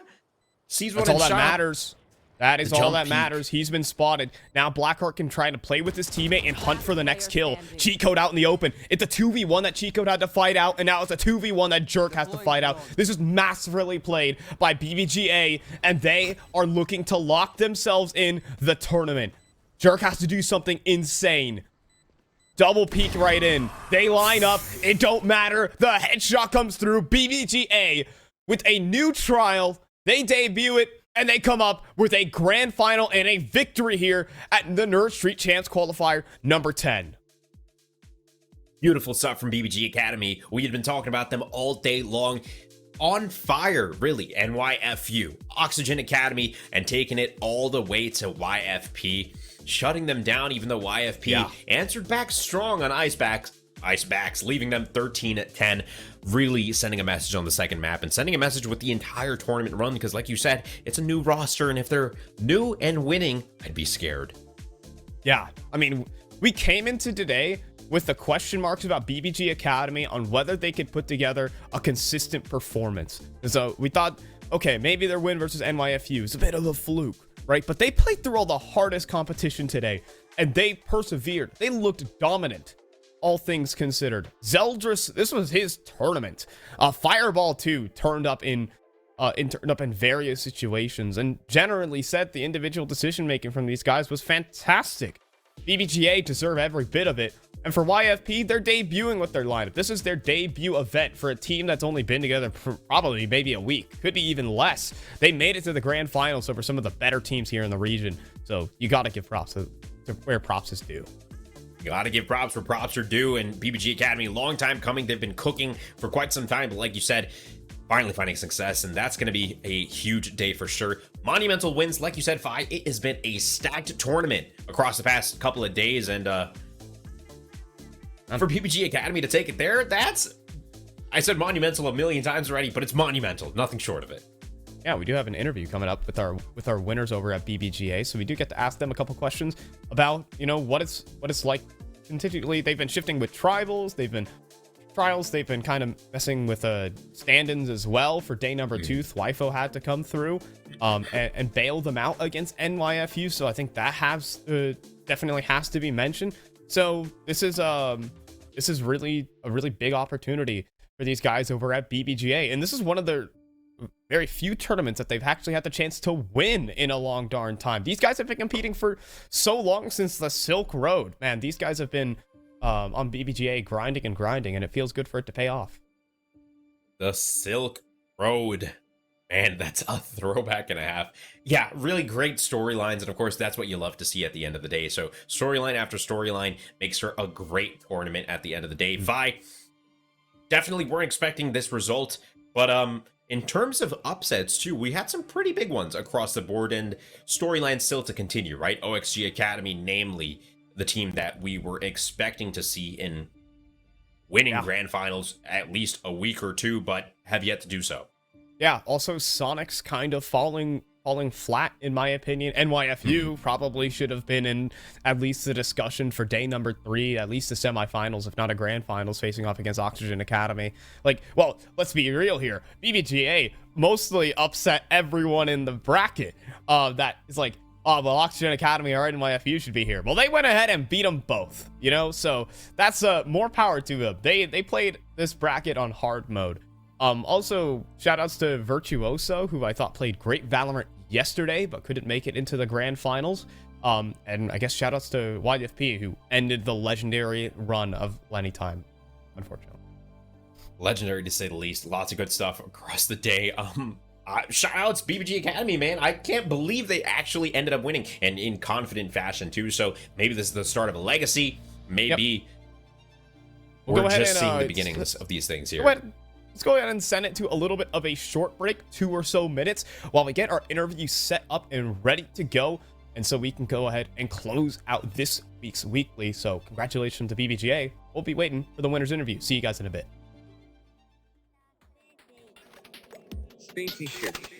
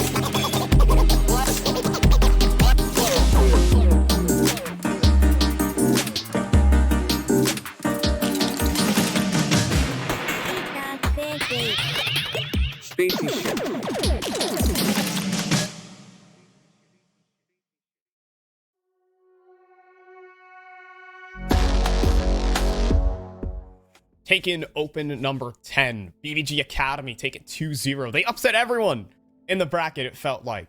But maybe we should rate them a little bit higher, Jim. So I think it's worth hopping into a little bit of an interview with these guys. We got Fireball and Con Artist online. They're in the same room together. So it's all fun. It's all smiles for these guys. What is up, Con? Congratulations for you guys on the win. Yo, what's up? Thank you guys. Also, Jim Basco, bro. Come on now. That's the brown boy right there. Come on now. Saw him at fucking. Oh, wait. Saw him at New York. Saw him in New York, Brooklyn. He's the boy. But yeah, thanks for having us. That's right. I was so proud of you guys, man. I was so proud. And of course, you saw like all the representation coming out in chat too. Bengali boys on top. I'm so happy for BBG. For sure. Tell me what happened this time around, because you guys got NYFU, OXG Academy, and you took it all the way to the grand finals and shut them down hardcore. What clicked? I'll be honest. Eli is a demon, and I'm not saying he's like the team, right? But he plays a big part. He wins us a lot of rounds. But also, we didn't have Blackheart, so we were subbing in Twifo for a little bit. Xander's a really chill guy, and I think going into this tournament, we were all kind of just like, I mean, we don't have Blackheart. Let's just play lose. Let's just have some fun. And then we just started winning like pretty nice games, and it just kind of built up, and then here we are. So. The NYFU game was also pretty close. It was really intense. Cosmic Divide also really good. But yeah, Monzi, top of his game, calling well. Blackheart came in today after not playing for 2 days, went crazy. Shout out Hassan. Yo, congratulations. Yo, that boy just graduated, bro. Congratulations, Hassan. I was like, come on now, my boy Fireball right here. Come on now, yo. He just takes fights.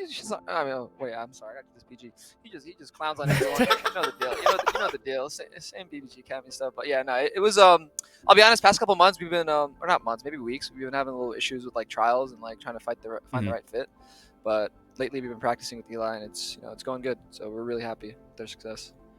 Yeah, that was gonna kind of be my question. You guys have been juggling around, Shooker in and out, Snurrot in and out. This Eli guy, aka Zeldris, looks pretty good. Nah, so, yeah, Zeldris is. Oh, yeah, yeah, yeah, yo. Yeah, the webcam may be hanging on my piece. No, we're good. That's awesome. Okay, cool. So yeah, I mean, great stuff. And talk to us now, right? Because you guys are on fire. Huge wins. That's really setting BBG Academy up for something of a legacy, right? OXG Academy has been playing for so long, and they've been really consistent, but not able to break through and get that grand final dub that they've been chasing for so long. So with that now under your belt, BBG Academy, what's next? What does the future look like for you guys, and what tournaments are you hitting? What's going on? I mean, nothing's going to change. Like, you know us, we've been keeping our heads down for like a hot minute, just grinding, so we're really happy for the win. We're definitely going to celebrate. Cam and I are getting some dominoes, and we're getting some dominoes. You already know, victory domino dinner. But right after that, I think we're heading back into like another NSG next week or something like that. And then I think we have the Mel League tomorrow against Version 1, so that should be a good game. But yeah, nothing crazy. We're just going to keep grinding. There's no like big changes coming up. We're just going to keep playing it out, see what happens. Gotcha. I mean, shoot, you guys have been playing together as a unit for so super long. How does it feel to kind of like hit like a really good stretch of form? You guys have taken a couple tournaments as of late, Knights Monthly last month. Like, I mean, how does it finally feel good? It feels good to pay off a little bit? It feels more than good. Like me, yeah. Blackheart, Monzi, we've been grinding for a hot minute and a half. And then Fireball, Cam joined us. And things slowly started to click. We slowly started to like learn more and get better as a team. But like obviously we weren't like completely there yet. And then we had a couple NSG wins earlier in the year. Those were also really big confidence boosts. But then I think when VCT came around, we were obviously like, we knew, like everyone knows, right? Like every tier 2, tier 3, whatever, tier 4, whatever team whatever tier you want to call us, like everyone knows that they have the abilities to like show up and beat these tier 1 teams. But until you do it, it's kind of like, you haven't really done it. And then like, yeah, it's like a whatever type of thing. And then VCT came along and we went crazy with Snaira. I love Ed. Respect to Ed. That guy's doing big things. And then I think that was like a crazy confidence boost for all of us. And it's not even like an ego confidence boost. It's just like in game, like now like you're good, bro. Like you got it. Like we just got to keep doing what we do when we can. So yeah, ever since then it's been nice. The Knights Gauntlet win was also very nice. We took out the formidable opponent Lenny Time. I will say that's probably one of our biggest wins of this year. That is the biggest win of PGP. That's probably one of the biggest wins of the year. Lenny Time mocking that guy's a demon. I don't even know how he pulled that off, but hey, we pulled through. I don't condone the Bengali on Bengali violence, but it is a good win nonetheless. No, sure. And so yeah, that's what we were talking about. Yeah, Maki and I were like, Sorry, what were whoever you wins. I'm sorry. I'm bad at these. I'm cutting you off like crazy. No, exactly. That's what we were talking about, right? Like that feeling that you guys have. You've been grinding for so long. It's finally paying off. We're excited to see it click and watch the engine at full steam, man. It was amazing to watch. So before we leave here, Con Artist and Fireball, any final words for your audience, for your fans watching in the crowd? What do you got to say? I respect and love everyone that supports us. It's crazy. A team like us has built this much of I don't even want to call it fan base, but just support from like anybody, like normal people in the community. Shout out to BBG for letting us live in this dope ass house and play. Like it's super sick. Shout out to my coach Luke. That guy's a grinder. Like the things he does behind the scenes outside of just the game is insane. He just brought us water today. I'm not even gonna lie. We have a water cooler. It's really difficult right here. But shout out to my teammates. Shout out to Monzi, Blackheart, Eli, even Ed. Man, Ed was a really big part of our like road. Probably missing. I'm gonna give it to Cam. I'm probably missing somebody. He'll cover it. We're just thanking people. I'm thanking people. Oh, hello. All right. Oh, we're thanking people. Oh, fucking everybody. I mean, freaking everybody. Just shout out BBG for this. I know we already said that, but like they were a big part in just helping us throughout this whole road. So, yeah, my parents, their parents, everybody's. Yeah, it's pretty huge. Yeah. Shout out to the infrastructure for making it all possible. Thank you guys so much for joining us here today, and congrats on your win. Enjoy the dominoes, and we'll hope to see you back here again next week, brothers. So we'll catch y'all later. All right, thank you so much. Dude, we had too much fun with that interview. That could have gone on forever. I would have, production's working hard behind the scenes to keep it going, but I would have kept that going for a long time. Great guys over there, calling Fireball, and a good win, dude. They're kind of stamping their name into this, and they have the confidence boost and the win in their sails. Good stuff to see, and I love hearing it from them. They just like Khan said. They're an amicable group of guys. Their content's been fun, and they've developed a passionate fan base of people who just like watching Valorant and like watching this group of guys compete. So great stuff from them. And like you said, Fi, they're cementing their place in history. So it all starts here. It all starts now. And you too can become a part of history. If you feel like you can beat any of these guys in 5-on-5 Valorant, compete, make a team, you can start playing in these opens. Yeah, you get the points racking up on your system. And speaking of which, I haven't even mentioned the points for BBGA. That catapults them easily into the top 5 of the leaderboard. So these guys are, I've already, at least if their position holds, they have a guaranteed spot at the 50K LAN at the end of the summer. That's what these teams are fighting for here. The fight against the best in North America, and BBGA might have just punched themselves a ticket into that event. So let's go ahead, and before we close down the show, a quick shout out to our sponsor over at Mike and Ike, where you can power up your game with a pack of Mike and Ike Original Fruits or Mike and Ike Mega Mix. Those fruity, cheesy, chewy flavors always keeping us powered up and at our best. You can power up with a pack of Mike and Ike. Another shout out to all our other sponsors, of course. Avix Gaming, got Digital Ocean up there, up and running, and Metafy. So shout outs to those guys bringing us all the good stuff. Any final words, Jim, before we head out of here? No, I'm just sorry. My cat's been meowing very loudly in the background, so if you hear that, I'm sorry. But shout out to all the sponsors for making this possible. Shout out to all the competitors. putting on a great show, a marathon event over a couple of days. And of course, like you mentioned, Fi, we're playing for 50K at the end of the summer. So there's a lot on the line and stories are being written. History is being made. With that said, I'm Jabasco. That's Fi. It's been a wonderful night and we'll see you guys next time.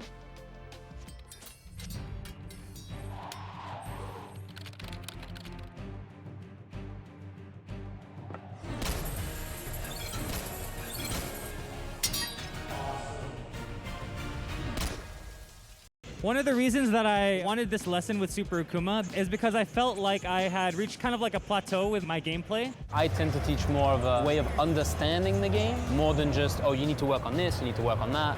He showed me this diagram that was pretty simple, and it was kind of something that I was aware of instinctually, but when you kind of like visualize it, it helped me gain a deeper understanding of the game. I gotta say, I've been having a lot of fun doing it. It's been very enriching, and it's helped me a bit. I've learned a few things doing coaching. You should definitely try Metafy if you're looking to level up your game.